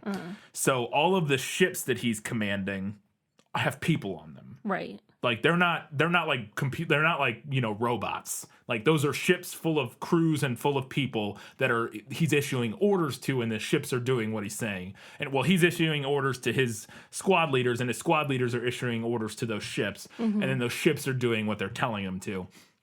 And the idea is that they want Ender to be able to take risks and do things that he might not otherwise be inclined to do because he's so empathetic if he knew he was sending a bunch of people to their deaths. Okay. So the final battle is just the epitome of that. Ender sacrifices, and they make a big point of this in the movie. Honestly, almost more of a point than they make in the book, that he sacrifices just tons of ships. Yeah. And like abandons like parts of the fleets and stuff just to get to the planet and blow it up. And he does that because he thinks it's just a computer game. Like it's a simulation. And if he didn't think it was a game, their idea is that he would not do that. And I think they're right because of the character that he is. I don't think he would. And so they want him to be, again, making these like calculated sort of tactical decisions without being impeded by thinking about, oh, I'm, 1,000 people are going to die or whatever if I do this, basically. Okay. So we talked a little bit about the end of this book. So but at the end of the movie, he's got like the egg or cocoon or whatever, and they just like let him go with it, or do they know that he has a new Formic queen in the book, and they're just like chill about that? Okay, so first I responded to this question by thinking when you said they, you were referring to like the Formic that was there, and I was like, well, they're dying, and they know the Formics know. No, it was clear to me that the Formic wanted him to take it. Okay, I'm talking about the people. Right. So just to clarify, yes, the Formics want him to take the egg because they know he's racked by guilt for what he is a part of, and that he's the only human who truly understands the Formics, and he'll do whatever he can to rebuild them or whatever. And then I was like, oh, you mean the humans? And in the movie, they just hand wave. They don't even. Yeah, it's not even. It's not even addressed. In the book, he is living on a remote planet by himself, out exploring on like a. He's out like surveying or whatever. Like he's just like out on like a survey mission and comes across this. So nobody knows. Nobody has any idea. And not to mention, like I said, he's already left. He's living out in the boonies on a planet like with his sister, just like hanging out, like farming and running a colony. And so nobody has any idea that he has this egg. And then he gets it, and then he decides to do that. In the movie, Well, the end of the movie, he's at the military base. I was like, now how is he going to get that off the planet? The idea, I think, is it's relatively small. And I think the idea is that they just don't know that he has it. Like he just like smuggles it. He just puts it in his rucksack or whatever. I guess. I would think that that's the idea. I would definitely say this is a better in the book thing, again, because the ending just makes more sense. It's an ending that I understand why they changed because of all they had to cut for the movie.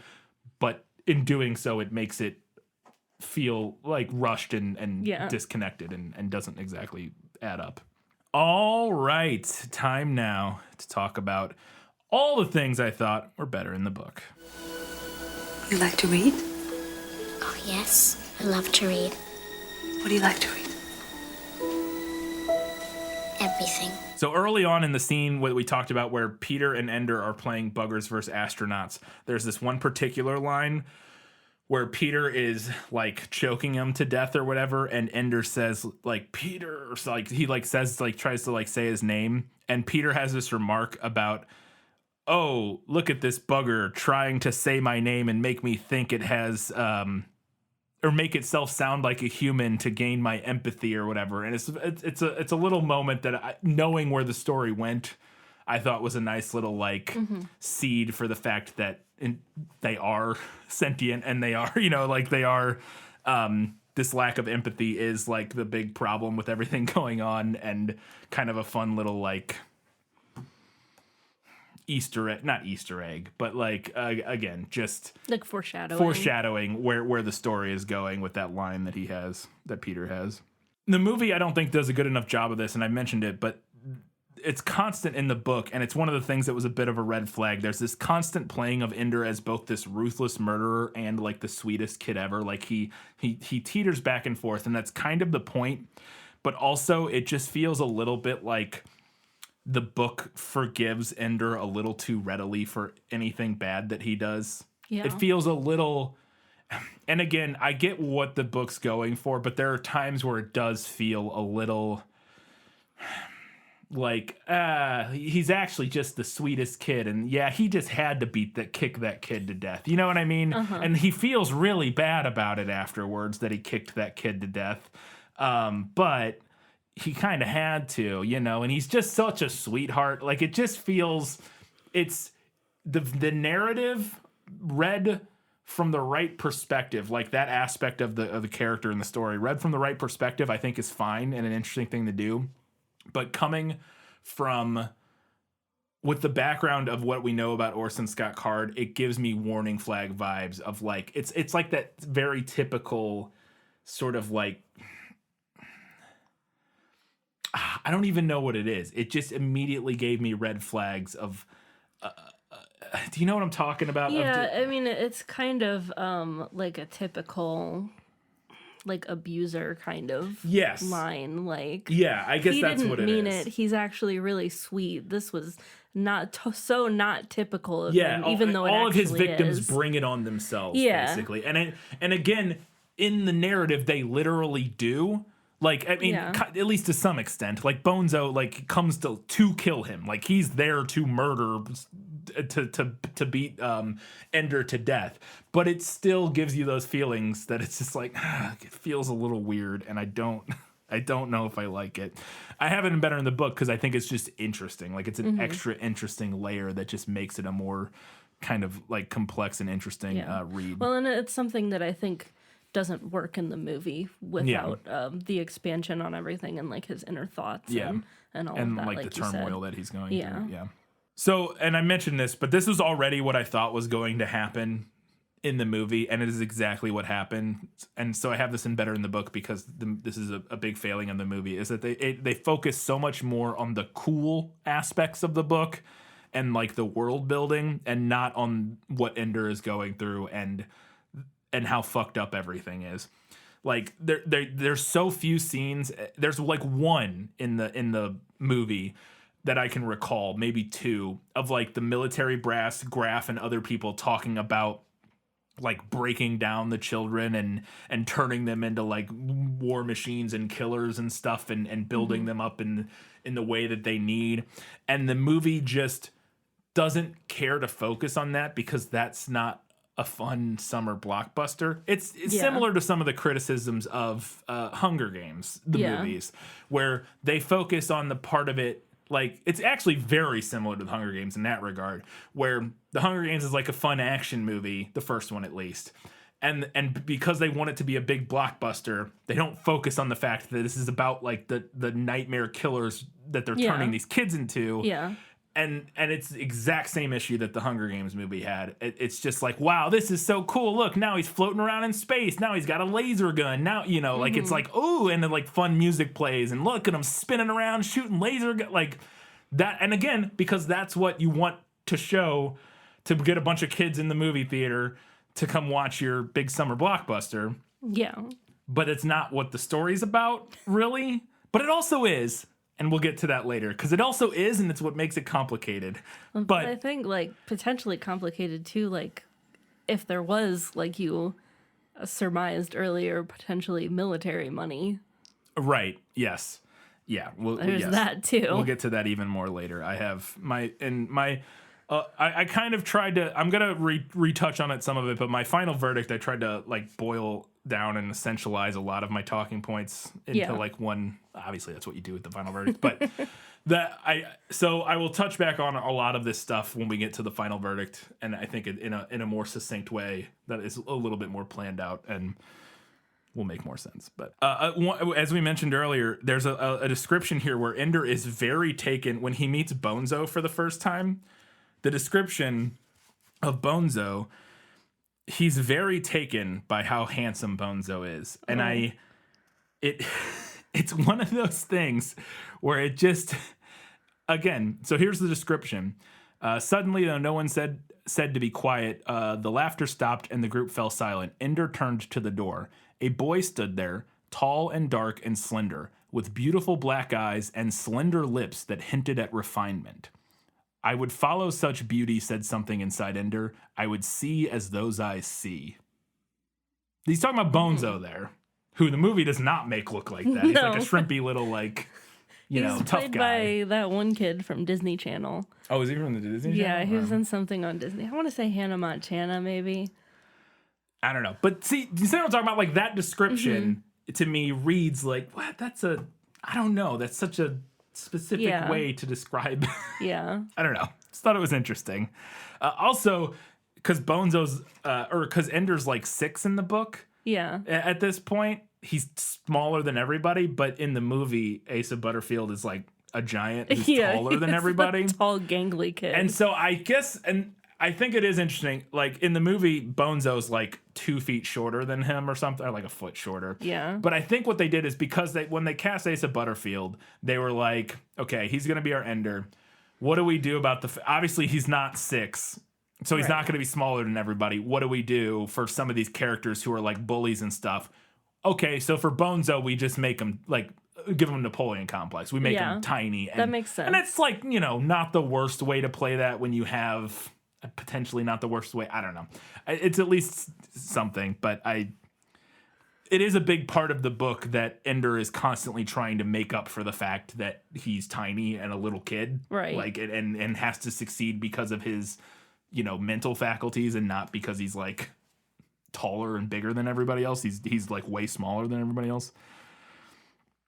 So we talked about how much they skip in battle school, but as Ender starts learning and practicing, he starts practicing with Petra and he starts learning stuff. He also then starts having practices with the other like launchies in his group. And I thought we were going to get like a montage where we were going to get them like training and stuff together. We get a little bit of them doing like hand-to-hand combat, which is mentioned in the book, but it's not the main thing. Mostly they spend, and I assume they don't do this for budget reasons, all of their time practicing is in the battle room because that's like what they do. And I assume that we just don't see a lot of that because it's not easy to film the 0G stuff that they shot for that. And it's also probably another reason that they skip most of the battles, including the ones when Ender is still like part of like Bonzo's squad. There's like 3 or 4 battles that he's in there. They just do it all in one in the movie, which I get it, but I think it makes sense, like, because in the first one, Bonzo, like, orders him not to do anything, and he doesn't, and they lose. And then the second one, he orders him not to do anything, and then he does, and they, like, get a draw. And so it's just kind of, again, it's that slow build of what Ender's going through in his character and stuff that the movie just truncates because they kind of have to. And then they skip right to Dragon Army, where I mentioned Dink earlier, but there's this whole section where Ender leaves Bonzo's army and goes to Dink's army, where Dink is actually like lets him do stuff. He doesn't just like a better leader. Yeah, he's like a better leader and actually lets him do stuff, and he actually learns there. And he actually starts doing really well. And again, this is where we're seeing him learn and grow and do things and not just jump from doing nothing to like being the best in the world, even though the book still kind of does that. And also Dink is the one who explains how like everybody in the school goes crazy and the teachers are the enemy, and he like tries to black pill Ender. it's interesting. He also gets attacked by a bunch of like the older kids, like come to beat up the launchies for practicing because they're like, you shouldn't be practicing, you're little kids or whatever, and they like come to beat him up, and Ender just beats the shit out of all of them in zero gravity, which I thought would have been fun to see. So another thing that they cut is at one point Graf comes to Valentine because basically Ender has decided that Ender is slipping down the path of thinking that he's becoming Peter and he doesn't want to keep doing all this stuff and he's going to quit. So basically Graf comes to Val and convinces her to write him a letter in order to convince him to like keep going or whatever. And Ender ends up getting the letter and it pisses him off because he knows that they're using Val to manipulate him. And when he gets all upset, this is another weird thing when this happens, he then goes into the game, the mind game. And this is at the point where he keeps getting to the part with the snake. I don't remember what's happening, but in this time he goes in there and he keeps killing the snake, but this time instead of killing it, he's just sitting there and he accidentally kisses it. He says he wasn't trying to, but he was trying to do something, and he ends up kissing the snake. And as he's kissing it, it turns into Val, his sister, and then he kisses it again, and then they walk arm in arm down some stairs together, like into the basement. it's very strange. Again, there's a lot of like subtextual things that make me go, what are we doing here? I just wanted to mention that. I don't know why I have it embedded in the book. It's just interesting. Just little things like that. And then Val ends up getting very mad that she was used to basically convince Ender to keep going or whatever. Bean, let's talk about Bean. Bean gets introduced in the movie in the very beginning as part of the launchy crew that is with Ender. That is not where he comes in the book, and I much prefer him in the book. I don't mind adding him earlier on in the movie, but the thing that's really interesting in the book is that he joins when Ender gets command of Dragon Army. Bean is one of the people that are put under his command, and he's called Bean because he's tiny. He's like a little guy. He's a launchy. He's a little kid. And at this point, Ender's a couple years older.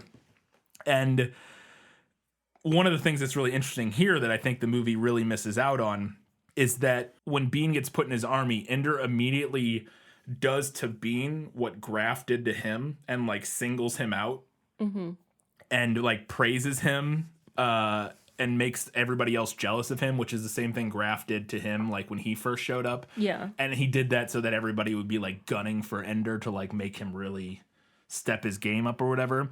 And he does the same thing to Bean, but he also like regrets it afterwards and questions why he's doing the same thing that the commanders did to him. Even he hated it when they did it, but he's doing it now because it's like, he's like, well, that's what you do, but he also regrets it. It's really interesting, again, the internal conflict that Ender is going through. He ends up like pushing him into a wall and dressing him down.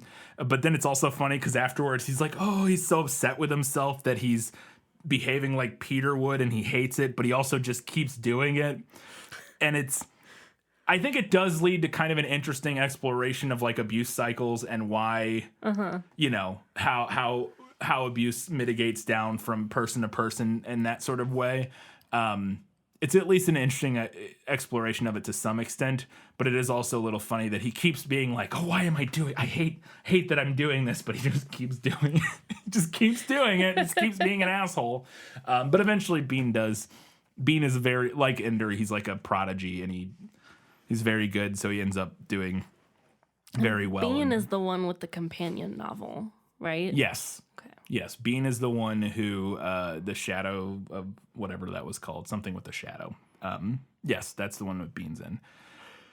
Yeah, and they just added him earlier in the movie and don't give him that same dynamic with Ender, which I get, but I like that, and I think it does a lot for Ender's character progression.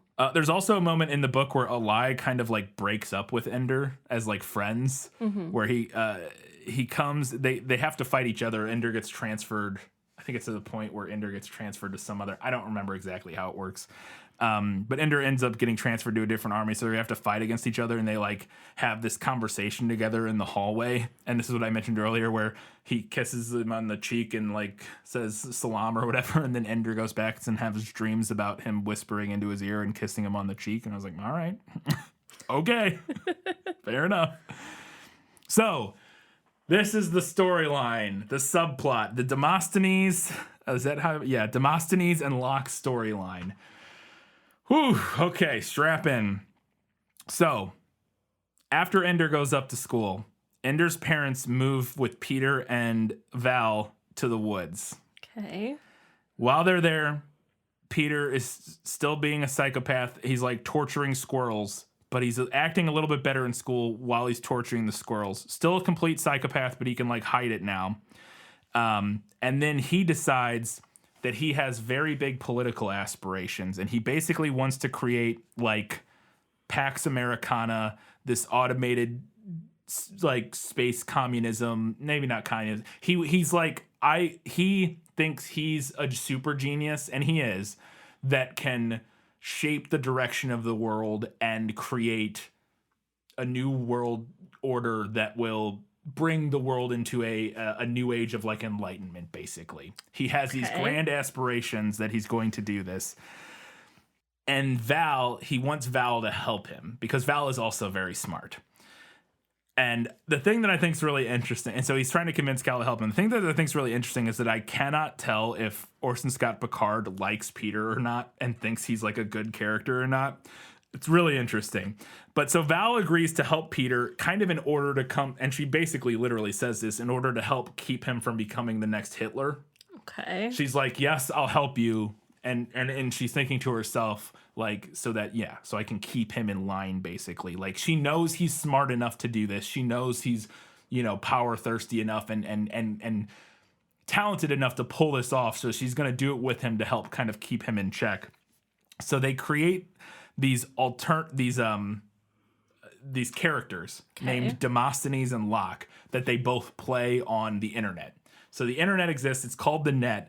And they basically get on 4chan. Oh my God. And start honing their political messaging. And it's terrifying and insightful and really interesting.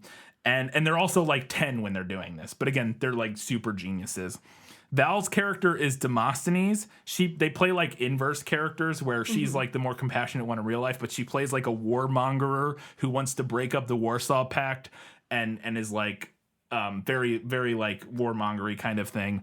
And there's this interesting wrinkle where, and meanwhile, Peter is playing Locke, who's like a much more level-headed like counterbalance to that. Yeah. Again, kind of inverting their actual real life personas.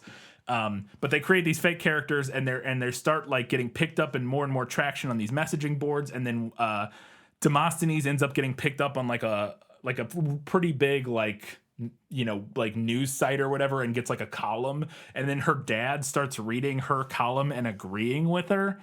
And she's like freaking out about this because she's like, she doesn't like the stuff she's writing. Like she's writing a character in order to push the political narrative forward and then for Locke to like kind of counterbalance. But she doesn't like the things that Demosthenes is saying at the early part. But her dad is like reading it and being like, I agree with this Demosthenes guy. He's pretty smart. And Val's like, oh God. Eventually the government does figure out who they are. Like Graf and all of the people know that it's these two kids doing it, but decide to just kind of let it ride and see where it goes. And just let it happen. And this is a little aside, but at one point Demosthenes is invited to take part in the President's Council on Education for the Future. And she has a line, or it might be Peter, that it's a blue ribbon panel that was designed to do nothing but do it splendidly. Which I thought was fun. But then ultimately over time, so this is like a whole chapter. We get where we leave Ender completely. Now, this is where I was saying if this is a TV show, this would be that episode where it's just like we don't even see Ender and we just follow their like political machinations for a while. But there's also the longer it goes on, Val does start to have her opinions start to merge a little bit with Demosthenes as this character she's writing. She does actually start to adopt some of the ideas and kind of merge with that. And it's all really interesting. Ultimately, this all leads to, as I mentioned, eventually it is exposed, I think, who they all are. And however it works out, because of all of this, Peter ends up on like the Hegemon Council and ultimately becomes like the prime hegemon of Earth or something. Again, that all gets explained in the very last chapter, but that's the subplot that is completely removed from this movie. And again, I understand why, because it doesn't really affect Ender all of that much necessarily, but it's all very fascinating. I did a bad job explaining it, but it's really interesting. And it was one of those things where if this were a TV show, I'd be really interested to see what they did with that and how it played out. But I understand cutting it from a movie because they just didn't have time to get into all that. Yeah. Again, because it doesn't really affect Ender all that much. There's a little line that I really enjoyed. I say enjoyed, it's just like a really cliche line, but I don't know if maybe it wasn't cliche before this. Where at the point where they're on the raft in the lake, Ender is now back on Earth. And the way that all plays out in the book is that after the whole Bonzo thing, they're like, we're transferring you to command or whatever. He comes back to Earth and he just like won't go or something. And so they have to bring Val there to like convince him or whatever. And he's been there for like months, like hanging out like at this lake house, just kind of relaxing. And there's a conversation when Val is having a conversation with Ender. He's at the end of their conversation, he's like, "You're afraid of me." And she's like, "No, I'm not." And he's like, "You should be." Good Lord. which made me laugh a lot. It's like again, I don't know if that exchange was cliche when this book was written, but it is now, and I enjoyed it.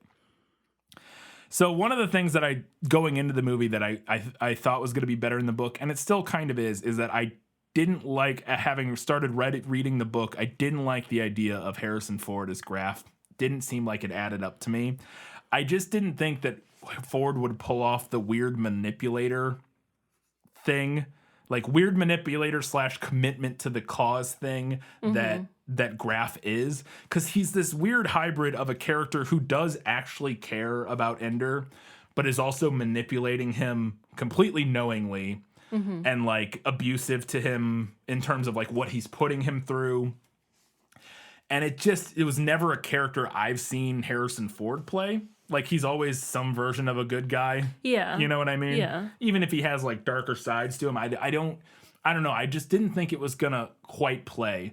The person I had in mind when I was reading this character that I thought would be great is Chiwetel Ejiofor, he's in lots of stuff, but the reason I thought of him for this role is that in the movie Serenity, based on the Firefly series, he plays the operative, who's like the government assassin guy or whatever, who to me that kind of personality is like perfect for what Graf is, who's like this.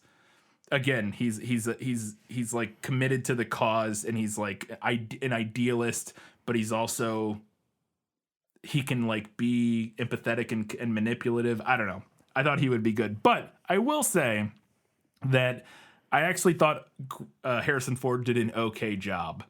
So I had this in better in the book because I initially was lenient or leery about it, but I think ultimately it kind of did land, and maybe the movie nailed it. I thought he doesn't have enough scenes illustrating how much of a weird manipulator he is, but he does have a couple scenes, and Harrison Ford actually does an okay job of capturing sort of the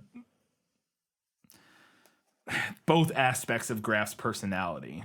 Like, again, I saw like more of the like warm like father figure role, but I just wasn't sure he would hit the other side, and I think he does okay. I just don't think the movie gives him enough of it, I guess, basically, because there's like all these conversations in the book between Graf and Anderson and stuff that are just horrifying about, you know, the way they talk about what they're doing to these kids and stuff. It's just terrible, and there's very few of that actually make it into the movie. Little detail, there's this, when they're flying to Eros to do command training, everywhere that Harrison Ford goes, like to get like his security clearance thing, is a little plastic ball that he like puts in a little holder, and it gives him security clearance. I don't know why. I thought it was cool. I was hoping we'd see it in the movie. I just thought it was neat, and they don't. It's not in the movie. Yeah. Speaking of when they go to Eris, they take a ship, but they don't take a military ship, or it is a military ship, but it's not a military ship specifically designed to go to Eros, which houses the command place or whatever, and it's like secret. It's like a classified or whatever. So the pilot that they're getting to take them to this planet, Graf is talking to him, and he's like, "Oh, we're going to Eros, we're going to command," and he's like, "We're going to command or whatever." He's like, "Yeah, and you're gonna have to stay there because you're not classified to know where it is." And the pilot's like, "Wait, what?" And they're like, "Yep, you just gotta stay there." And he's like, "This sucks." I don't know. I just thought it was very funny. It's not funny. It's terrible. But it's just one of those little things. It's like the pilot's just like, okay, I just stay on this planet now. Okay, cool. They do have this whole conversation in the book that the movie leaves out about not knowing why they're even fighting the buggers. Like, Graf and Ender have this conversation where they're like, why did we even start fighting? And Graf's like, nobody even remembers. And it's this really interesting thing that I think says a lot about the nature of violent conflict and that sort of thing, that the movie, again, from my memory, completely leaves out. And I think it's an important detail. Trying to find... Or here we go. Ender asked Graf one last question. "Why are we fighting the buggers?" "I've heard all kinds of reasons," said Graf. "Because they have an overcrowded system and they've got to colonize. Because they can't stand the thought of other intelligent life in the universe. Because they don't think we are intelligent life. Because they have some weird religion. Because they watched our old video broadcasts and decided we were hopelessly violent. All kinds of reasons. What do you believe? It doesn't matter what I believe. I want to know anyways." They must talk to each other directly, Ender, mind to mind. What one thinks, another can also think. What one remembers, another can also remember. Why would they ever develop language? Why would they ever learn to read and write? How would they know what reading and writing were if they saw them, or signals or numbers or anything that we use to communicate? This isn't just a matter of translating from one language to another. They don't have a language at all. We used every means we could think of to communicate with them, but they don't even have the machinery to know we're signaling. And maybe they've been trying to think to us and they can't understand why we don't respond. So the whole war is because we can't talk to each other. If the other fellow can't tell you his story, you can never be sure he isn't trying to kill you. Interesting. Yeah, it's a really good conversation that I think there's elements of it at times in the movie. Mm-hmm. I think that last line about I think there's parts of it in the movie, but I just really like that conversation. I think most of it does not make it into the film. So I think I mentioned it earlier, but we talked about how I know I mentioned that the Formics communicate with each other telepathically. Yeah. After we defeated them in the second invasion, we actually got a bunch of their technology, and we were able to like reverse engineer that telepathic communication thing. And we actually have that. The humans actually have that in the book. It's called the Ansible, and it allows them to communicate like instantly telepathically across large distances. I understand why the movie leaves this out because it never really goes anywhere. Although I think it is the thing that allows Ender to command the ships. I think that's the technology that allows them to command the ships millions of light years away or whatever. But in the movie, they change it to where Ender seems to be figuring out right before the final battle that they do communicate telepathically. He's like, wait, they must communicate telepathically. And he's like kind of like sussing this out. He wakes up one night and he's talking to Petra on like the... And he's like, I think they communicate telepathically. And in the book, that everybody knows that, and they have known that, and they again, they've reverse engineered the technology and are using it. I think I get what they're going for in the movie, is that the idea that Ender is the first one that's going to like try to figure out how to communicate with them, whereas it's a little weird in the book that they know how they communicate but somehow still can't. Yeah. Especially considering that we've reverse engineered a similar communication device. Yeah, that is kind of weird. But there's a little line in here, again, one of the things that reminded me of Dune is one of the command guys that Graf is talking to is talking about piloting ships with the Ansible, and the Ansible again being the communication tech thing. And he kind of describes it as something like mystical and spiritual. And I definitely got like guild vibes from Dune, because the way that like the guild flies their ships is all like drugs and spice. Yeah, the spice and like they get real high and then think in 8 dimensions or whatever. And it reminded me of that a little bit. Another thing that the movie does not do a good job of translating is that when they get to the command and all of his friends, the gang gets back together, is as they're training there, their old friendship slowly starts to deteriorate because of how much stress they're put under, and Ender gets pushed further and further. They train more and more, and they get less and less sleep, and again, their friendship just kind of crumbles, and this fucks up Ender even more than he already is, and he's pushing them really hard. Ultimately, there's a little bit where he pushes him so hard that Petra ends up like breaking and like fucking up and doing something wrong, and like they have to like remove her from the mission or from the simulators for like a week or whatever, and then she comes back and is like okay. But again, it's just like all of the stuff that shows what these characters are going through and illustrates how terrible this all is. The movie just trims a lot of it away. Another thing is at one point Ender does go to Mazer Rackham and is talking to him about these dreams he's been having, which are like these really weird dreams about the Formics and about his siblings, and very like concerning dream. He's like not sleeping. He's just having like lucid, terrible nightmares. And he goes to Mazer and like confides in him and is trying to like,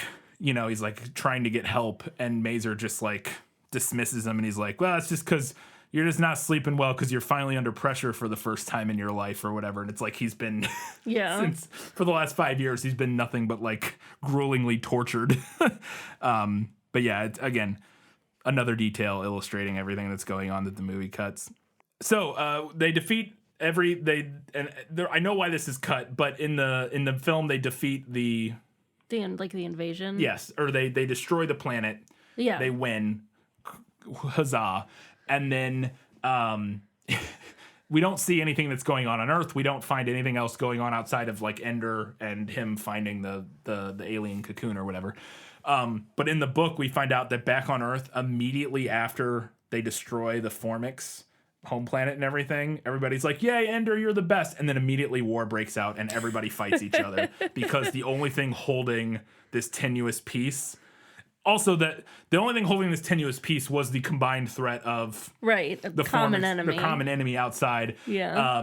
But also Demosthenes and Locke, Peter and Val have been destabilizing and pushing for this breakdown so that Peter can usurp power basically. It's complicated. But anyways, it just made me, I thought it was very funny that like the second they defeat the Formix, they're like war breaks out on Earth. And it's like, all right, great. Yeah, that makes sense.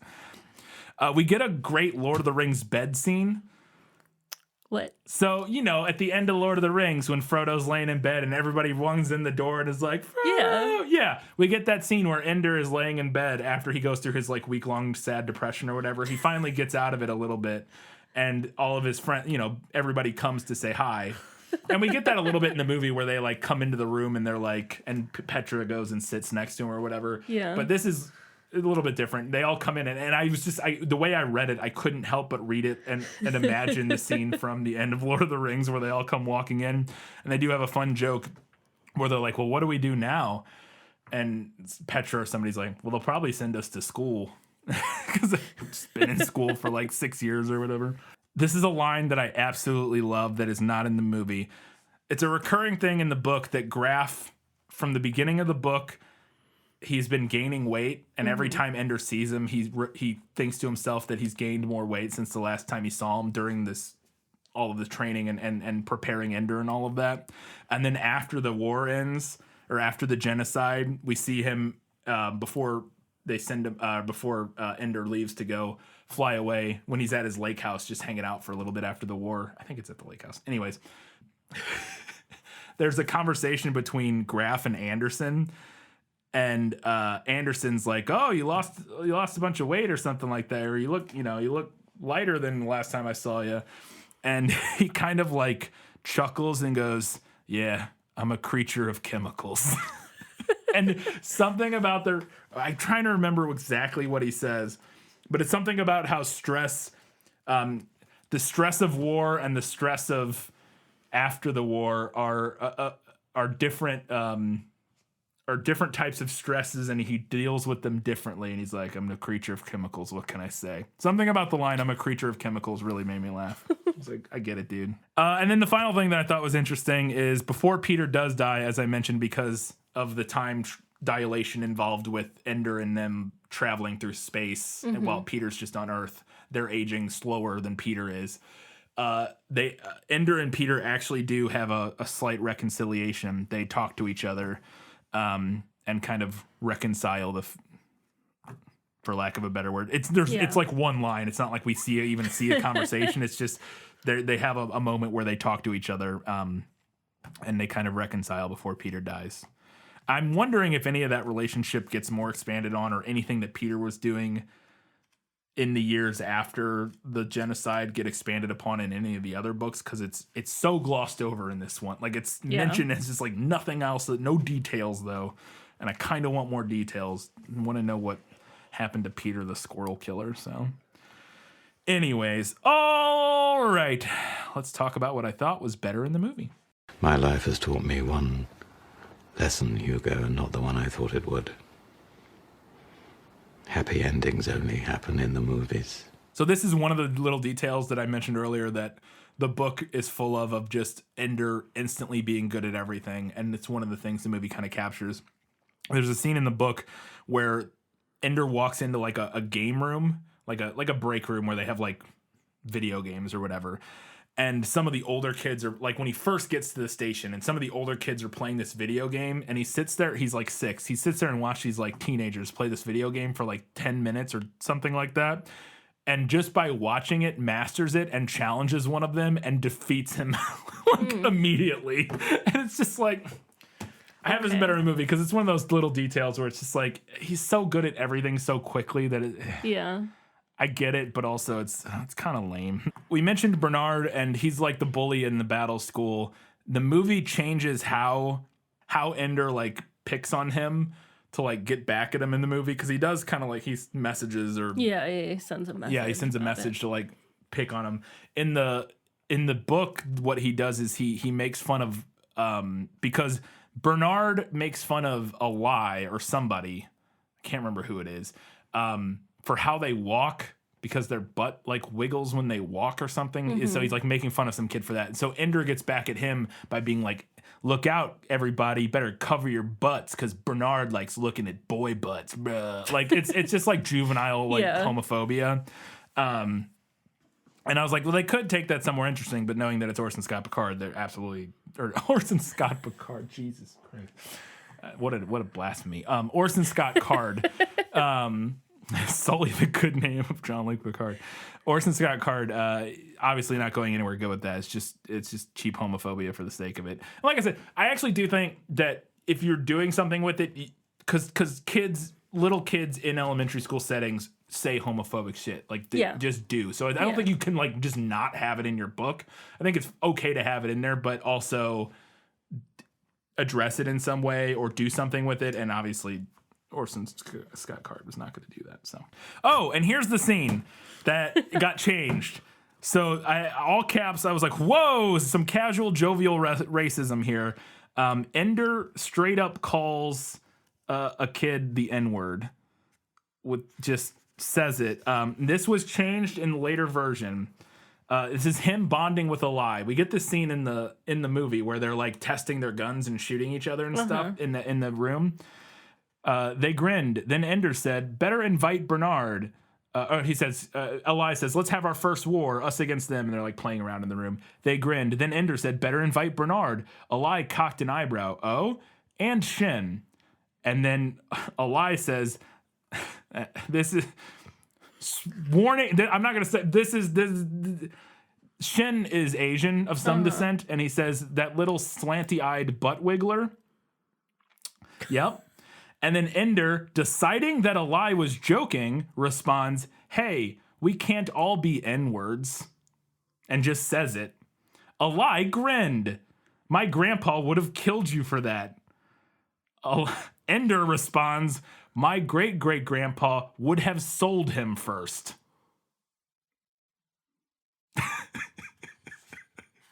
That's in this kid's book. And again, that all got changed. Yeah. Ooh. Yeah. Yeah. Just some kids jovially cavorting over some real overt racism. It's something else. I was like, wait, what the hell? So yeah. Yeah, that's that. Again, they changed it in the later versions because they realized, well, that's terrible. Let's not have our protagonist be racist for fun. Cool. Moving on. One of the things that the movie did, but then didn't really follow through on that I liked, at least initially, was because we had talked about how it's tough to get the main characters not hearing his thoughts. How do we get to, know what Ender's thinking and that sort of thing, because it's such an important part of this book. And they introduced, I thought, the perfect way to do it, because this is something they mention in the book, that Ender writes Val letters. Yeah. He writes her letters all the time. And so the movie gives us, we hear him voicing his thoughts in the form of these letters to Val. And I was like, I hope they use this to kind of help drive home the isolation and Ender's mental anguish. And they kind of use it a little bit and then I don't think they followed through with it. But it felt to me like the perfect way, at least initially, to kind of connect to that. And then they just don't. Some more fun stuff. There's a character whose name is Rose DeNose, is his nickname. Goes by Jew Extraordinaire. Yep. Also, in this universe, there's a character called the Strategos, who we actually see in the movie. Who's like this? He's at the very end. He's the guy that pops up on the screen, and then he shows up in the command booth. He's yeah, I know. He's one of the like top military guys. Yeah. The Strategos is like the head of like military strategy or something like that. And in this universe, apparently that role is always filled by a Jewish person for some reason. I don't Know why. Also, there's an army in battle school called Rat Army that is composed entirely, or that it has a lot of Jewish kids on it for some reason, and it's often called a slur for Jewish people force. Okay. Yep. Okay. Yep. Just a lot of that casual, overt bigotry, just real weird stuff. I don't. It's something. It's something. Another thing that was a red flag that I thought was very interesting and a little bit telling is when they're at the lake this is when Val shows up at the lake to try to convince Ender to go to command school. She's like appraising Ender and noticing how different he looks from how she remembers him. And the way that he's different that he didn't used to be is that now he's, quote, this cold-eyed, dark-skinned manling that crushes wasps. Because he, at one point, like a wasp lands on the boat next to them and he like smushes it. And yeah, cold-eyed, dark-skinned. And it's because he's been on this lake, like just laying out in the sun. So he's gotten tan. Right. But she very, very specifically identifies him as a killer or connects him being a killer to the physical fact that his skin is noticeably darker than it used to be. Which feels real weird. Real weird. So again, all that stuff's better in the movie because it's not in the movie. Yeah. Obviously. Yeah. One of the things I thought, I don't know if it's better in the movie, but I thought Eros looked really cool when they do finally get to Eros, the planet where command school is, which is on a former Formic inhabited planet. I thought it looked really neat. I liked his dorm has like his room that he's in has like the tunnels. It has like the termite looking tunnels. Because they're like an ant-like species, and their base is built into the former remains of like a colony of Formic colony. So he did notice that it looked weird and like the ceilings are shorter than he expected and stuff. And so I thought all of that looked cool. I just thought it looked really neat and did a good job capturing the fact that this is a former bugger colony or whatever. There's another thing that the movie drops that I thought was a good call is that they're having a conversation about the Formics at one point in the book, and they kind of talk about the fact that all of them are likely female and that they all have atrophied sexual organs, which feels like a very specific why does thing. This come up? I don't remember why it comes up. They're just discussing the buggers, and like at one point they're discussing what they know about them basically. Yeah. And it just comes up that they're all female and they all have atrophied sexual organs. Yeah, that's weird. It just feels like a weird detail to include, right? It just feels a little bit of a weird. It seems a little sus. That's all I'm saying. That would be just seems a little sus. And then my last note here is that the doctor device or the little doctor, they call it several things. The weapon that Petra shoots, the way it works is that it's like it like denaturizes atoms. It like pulls, it like rips apart all of the atoms in something, and then it recoalesces into like a blob of dirt, basically. It like deconstructs things, but it also, when it hits something, if something else is close enough to the thing it shoots, it like chain reactions, and which we see in the movie a couple times, or at least once. And so in general, they nailed that for what I was expecting. But what the slight change that the movie makes, or at least from the vibe that I got from the book, is that in the movie, they make it like this one big ship that has this gun that Petra shoots. My understanding of it in the book, it seemed like it was just a weapon that a lot of the ships had. Like it didn't seem like a particularly unique, like takes a while to recharge, takes a while to deploy, is only on this one ship. It seemed like a weapon that like most of the ships had and could use, and wasn't all that special other than being like a super atom bomb basically. And so I thought the movie's version of taking that and making it like a specific thing that required, it added to the stakes. That makes sense. It just ups the ante and makes it a little more, it just feels more balanced and more like realistic, for lack of a better word. Like usually like your most powerful weapon isn't like, your big fuck off gun, there isn't like 1,000 of them. You have like one. Yeah, right. Yeah, I don't know. I just liked that little detail. All right, I got a handful of things in the movie. Nailed it. As I expected, practically perfect in every way. We talked about Ender being a third. I liked that they included that because that's kind of an important part of his character and why he feels the way he does.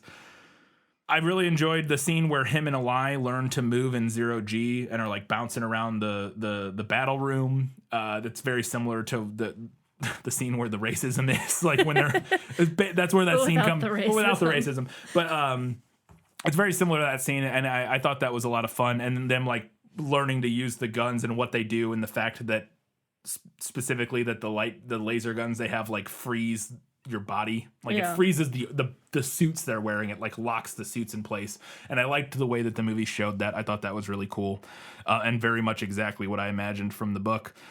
When he does get transferred to Salamander Army, which is Bonzo's army, he meets Petra, and they become friends, and she does offer to train him, and she's a really good shot and kind of teaches him how to be a good shot. That's all right out of the book.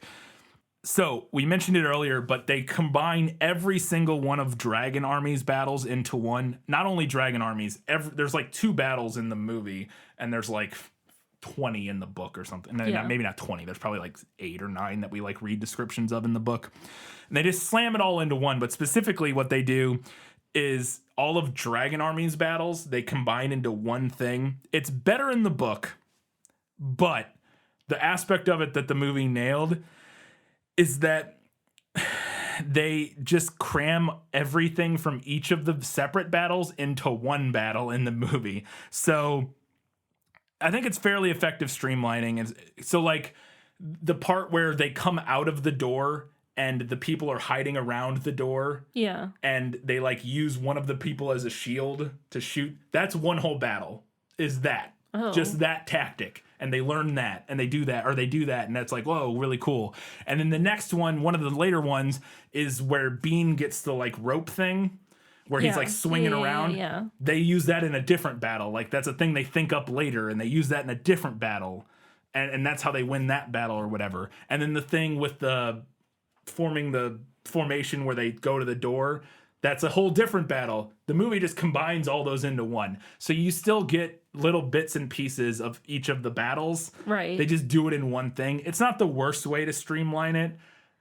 It is bad because it streamlines all of the character development in a way that doesn't work. But as far as like combining that action, so you still like book readers at least get the little like fun Easter eggs that they remember from reading in the book. But they just don't drag it out over a whole bunch of battles. So I get it. It's not the best. There is a scene that the movie adds that it's like the only, I don't remember this line in the book, but it's like the only time in the book or in the movie that they finally have a good scene of Graf being like the Graf he is in the book, where he's talking about the kids like they're prized horses or whatever. And about, I don't remember the whole conversation, but him and Anderson are talking, and he's comparing the kids to prized horses, and Anderson seems like taken aback by this in the movie. The only detail of that I didn't like in the movie is that Anderson in the book is like equally as weird and fucked up as Graf is. Yeah. She's not like the nicer one. Like they're both kind of equally manipulative and weird and terrible in just different ways. But I did like that they at least had one conversation where you get to see a little bit of how Graf kind of views these things, and that he's not just like a fun, nice father figure. They bring Val to the lakeside cottage, like I mentioned, where Ender has his raft, and to manipulate him into going to command. Mazer just shows up in the room one day and like does the classic sensei intro where he like doesn't talk and then like beats him up or whatever. It's like exactly the same as it is in the movie or is in the book. The whole part where they figure out, or where Mazer explains to him that they operate off of a queen and shows them all the footage and how he defeated them and all that, is exactly kind of how it goes down in the book. And I think apart from the accent, which supposedly is not good by Ben Kingsley, I think Ben Kingsley does a really good job with the character, like felt directly like the character in the book to me. Like his mannerisms, the way he talks, the way he treats Ender all feels spot on. Yeah. I just don't know if the accent's any good. Supposedly it's not, according to somebody on IMDb. When we actually get to the big simulation battles at the end, I was really interested to see how they would visualize all of that, because Reading the book, it very much reads like a real-time strategy video game, like the way they describe how it works, and I was interested to see how the movie does it. And I think overall, I know people can make fun of a lot of times the like fake screens and the hand wavy, like, because like people made fun of that with like the Tom Cruise movie, the one we did, Minority Report, where he does that one. Like, and it's like gesture based, and it can look kind of silly, but I think it looks cool, and I think it works in this movie. I also think it looks cool in Minority Report. But I think they actually do a really good job of sort of visualizing those simulation battles and the way they control stuff, and also they give them a lot more like banter and like that is not in the book in the movie about like what's actually happening in the battles. In the book, we just get like descriptions of like roughly kind of what happened, like they lost this many ships, they did this, blah blah blah. In the movie we get actual scenes of like mid combat of them like talking to each other and stuff that I thought was cool, but it was kind of what I imagined reading the book. And then finally the whole end battle plays out very similarly, or the whole big ending fight plays out very similarly to how it does in the book. They're like, the enemy gate is down, and the planet being the gate in this instance, and they kind of like use that and kind of think about this last simulation as like a battle room game. And then Ender decides to use the little doctor on the planet in the similar way that he does with using the, like, basically cheating to win. He like... Yeah. Because in the same way in the battle room that it was kind of like, it's not cheating, it's not even against the rules, but it's kind of like not how they're supposed to do it, where he just doesn't shoot anybody and just gets his team through the gate or whatever. He's thinking the same thing here. He's like super annoyed at the way that he's been manipulated and pushed by all the command and everything. And so when they get to this big final battle, he's like, well, I'm not going to defeat all of these ships. There's way too many. We're outnumbered like 10 to 1 or something like that. He's like, I know. We'll do the thing from the battle room and we'll just destroy the planet. Again, not knowing that it's the actual planet. He's thinking he's like breaking the game. He actually thinks it's going to like make the command mad, but like he'll also be done. He thinks he's like breaking the system. He thinks he's like tricking them, but also like doing what they want, but not really. Like he thinks he's like pulling one over on them. And I think that's the only thing that the movie doesn't capture, is that he thinks he's like, he's pulling one over on command, whereas in the movie it just seems like he's doing what he thinks will like win or whatever. Like, that is how it came off in the movie. Yeah. And he's kind of just doing it out of spite. But anyways, everything that happens I thought was basically what I imagined, but just like dialed up to 11. Like it's like what's described in the book, but just turned up like way higher, and there's some extra details, but it's not super important. But I thought it was pretty good and captured what I was looking for overall. So yeah, I thought it did. As I mentioned at the beginning, I thought it did an okay job. All right, we got a handful of odds and ends before we get to the final verdict.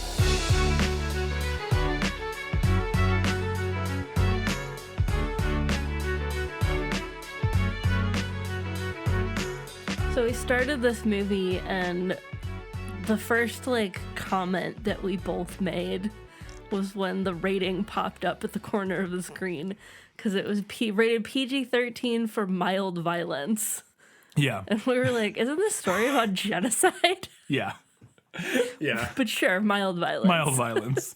Mild violence. So I thought, upon reading the book, at one point, I was convinced I knew how they were going to start this movie. I thought for sure we were going to start with Ender launching into space with Graf on the ship to go to battle school. And then we were going to like flash back and get like little bits and pieces during the launch of like him getting the monitor taken out, him beating up Stilson, Graf showing up to recruit him getting picked on by, you know what I mean? Yeah. I thought we were going to get like intermittent, and I thought that actually would be really good.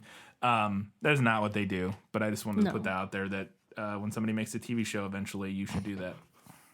Speaking of the monitor, though, when he goes to get the monitor taken out, they have him like lay face down on a table or whatever, because it's in the back of his neck. Yeah.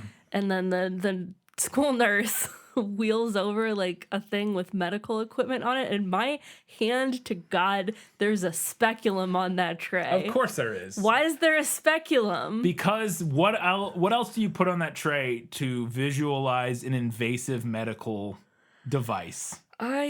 Yes. I feel like that's the only reason that. But they don't need a speculum. I for agree. anything. I'm just saying that I think that's what the thought process was. People know with that, even if people don't know what it is, they see it and they're like, that looks like a thing that I wouldn't want.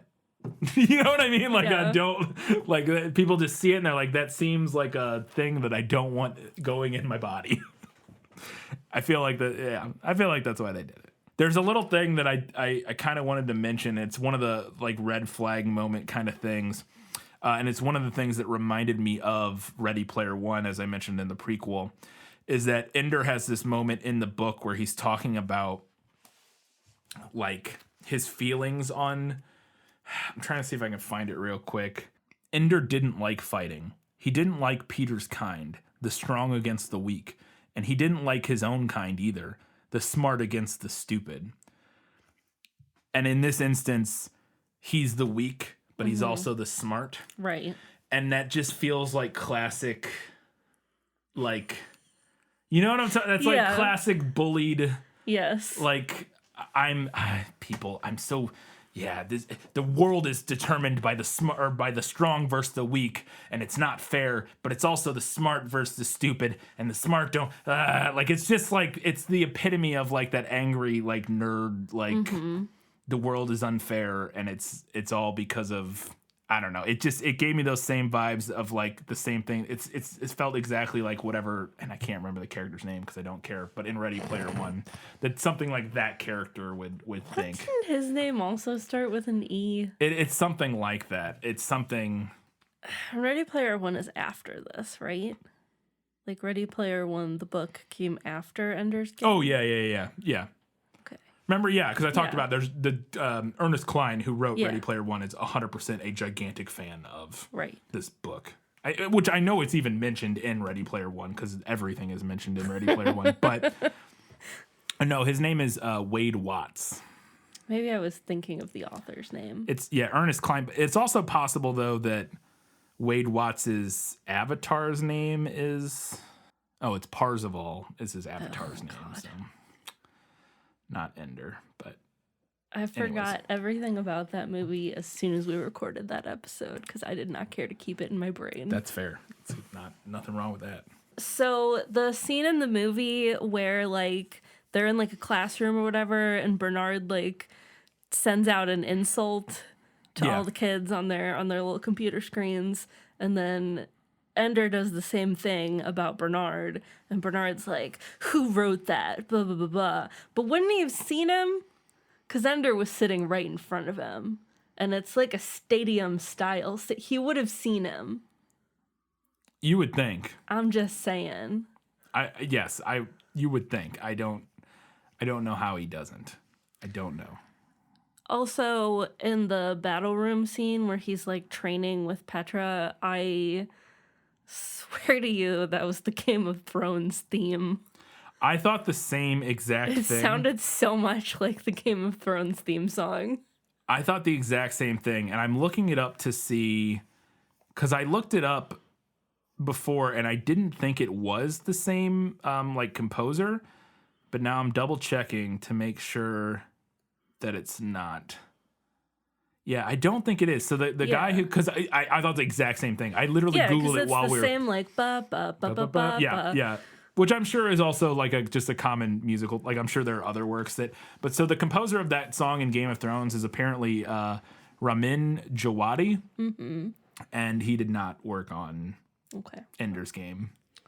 Worked on lots of other stuff. Worked on Pacific Rim. There you go. It's a little tease, but yeah, apparently was not him, because I thought I was like, that's that. It's like when you listen to like anything that like Hans Zimmer does or Alan Silvestri or something, and you're like, wait a second, hang on. Or John Williams at different times, you're like, wait a second, you're just kind of stealing from yourself there, but apparently not. And I kind of loved this moment in the movie. Him and Petra are doing like hand-to-hand combat training, and she's like, oh, where'd you learn how to do that?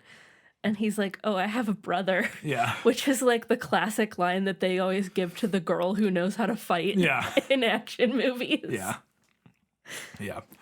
So at the very end, during the simulation, there's they're showing the controls that the squad leaders are using. They're like sitting at computers, and the little control that they're using with their left hand, I was like, wait a second. I recognize that. And it's a computer peripheral called the Razer Nostromo, and I totally have one of those. I was like, it's this little thing that's like a peripheral like keyboard thing, like a small keyboard with like a joystick and stuff on it for like video games and stuff. I was like, I wonder if they paid to have that in there or what. But it made me laugh because it's like a cheat. I never even really used it because I didn't like it that much, and I don't know anybody that really used it. But it was one of those kind of like cheesy like. This is a like, super gamer thing. I'm a gamer. Yeah. Yeah, but it's like nobody actually uses it. Before we get to the final verdict, we wanted to remind you that you can do us a giant favor by heading over to patreon.com/thisfilmislit. Support us there for a couple bucks a month and get access to different things at all the different levels, including bonus content, previews of what we're doing next, all that kinds of good stuff. Just head over to Patreon and you can see what you get. At the different levels. Also, you can do us a giant favor by following us on Facebook, Twitter, Instagram, Goodreads, all the social media platforms. Follow us there, interact with our stuff. We would love to hear what you have to think or what you have to say about Ender's Game. I'm sure there's a lot because, boy, I had a lot to say about it. Too much, honestly. So, yeah, we would get your feedback and we will talk about it in the next prequel episode, which comes out in 1 week's time. And we wanted to let you know that this was a patron request from one of our $15 Academy Award-winning patrons. And that patron is, if you want to cry about bugs dying without Orson Scott Card's problematic elements, check out Children of Time by Adrian Tchaikovsky. I've never heard of that. I have heard of it, but I don't know anything about it. So there you go. Check out Children of Time. Fun. Thank you, that patron. I'm not going to read it again. Thank you for recommending it. I had a lot of fun reading it. It's time now for the final verdict. Now, are you ready for your sentence? Sentence? But there must be a verdict first. Sentence first, verdict afterward. I enjoyed this book. Hot take incoming. I enjoyed this movie more than I expected to. It's not a great movie. And it's not a particularly good adaptation. But if you've read the book, I think it actually works somewhat okay. So which one am I going to pick? Well, the biggest issue the movie has is its focus. At just under 2 hours, the movie has just no time to explore the aspects of the novel that make it interesting to me. The movie chooses to focus on spectacle and the fun, fantastic elements of the world that Ender exists in. Sure, it takes a few moments to pay lip service to the nightmare that is monitoring children from birth to turn them into super soldiers by manipulating their entire lives, but it is way more interested in showing us cool space battles and getting through the nuts and bolts of the narrative than it is in letting us ruminate in what Ender is going through and why it's truly terrible. Now, to be completely fair, I think this is also one of the bigger problems with the novel. There's a dissonance between what it feels like the theme is supposed to be versus what people actually get out of it, made all the more complicated by Orson Scott Card's real-life political views. Going into reading this book, I was prepared to come out on the other side thinking that this book was either a horrifying fascist manifesto masquerading as a fun kids novel, or a critical look at the military-industrial complex and the way we view the other, written by a man who has since gone off the fucking deep end in his political views. But the conclusion I came to is that I think it's probably both. It's very clear over the course of the novel that Card views what Ender is going through as horrific, that the humans are truly the monsters here, not the buggers, and that politics is a messy nightmare that sees the most manipulative, power-hungry psychopaths rise to the top. But I also couldn't help but feel that throughout the novel, Card almost relishes some of the easy answers of authoritarianism. Our protagonist is simultaneously empathetic and sweet while also being a stone-cold killer who uses violence to rise through the system. At times, it feels like Card is critiquing the system for venerating that violence, and at other times it feels like he kind of loves it. This is made particularly complicated when discussing the target demographic of this book, which is kids. Ender's World is so fantastic, so fun, I can imagine 11-year-old me dying to play the battle game as described in this novel. Who knew growing up in a nightmare military dystopia could be so much freaking fun? So on one hand, it feels like this could lead children down the wrong path, and put ideas in their head about just how fun it is to be part of a murderous military. But on the other hand, once kids have learned a little more and thought more about the world, I could actually see this book being a very valuable tool in teaching about the ways that glorifying violence and conflict can be terrible. Ultimately, I think this book is an inkblot test that lets you take what you want from it. We talked about the Marines recommending this book in our prequel episode, and after reading it, I both completely understand why and also cannot fathom why at the exact same time. Ender is lauded by the narrative for his leadership style. He's harsh and demanding to his army on a group level, but he's compassionate and caring with individuals. He hates violence and likes to hold hands with people, but also will beat a kid to death if he feels threatened. He's the epitome of what, I imagine, the Marine Corps and other militaries would want out of a soldier. But throughout the novel, it's incredibly clear that we are not supposed to like the International Fleet. We're not supposed to like this authoritarian military and the things it does. The humans are bad, and their military engagement at the end, while justified as self-defense, is bad. The book knows this and says just as much, but it also plays each side of the argument well enough that both a pacifism-embracing leftist and a violence-loving fascist could read this book and come to vastly different conclusions about what it's saying. I think that's fascinating, and I think that's the mark of a piece of literature that at the very least is worthy of reading and discussing. The movie, on the other hand, touches on only the most surface level of this thematic dispute and instead goes all in on the spectacle, leaving us with something that is merely a shadow of the novel that it's based on. So this time, I'm giving this one to the book. All right. I'm going to take a nap. Going to bed early. Yeah. Katie, what's next? Up next, we will be talking about Children of Men, novel by P.D. James and the 2006 adaptation. I did not know this was an adaptation. I loved this movie. I've seen it 2 or 3 times, watched it in film school, watched a bunch of the scenes a bunch more times in film school. Very visually stunning film with some really crazy, awesome stuff in it. I'm very interested to revisit and see what I think of it now. Like politically and thematically and stuff. I don't really know a lot about it except for the basic premise. But I did start working on like prequel notes today a little bit. And I am already tell that it's quite different from the book. So it could be an interesting episode. Fun. That should be fun. Come back in 1 week's time for that prequel that Katie was just talking about, where we'll learn a little bit more about Children of Men, and we'll hear what you all had to say about Ender's Game. And in 2 weeks' time, we're talking about Children of Men. So until that time, guys, gals, non-binary pals, and everybody else. Keep reading books. Keep watching movies. And keep being awesome.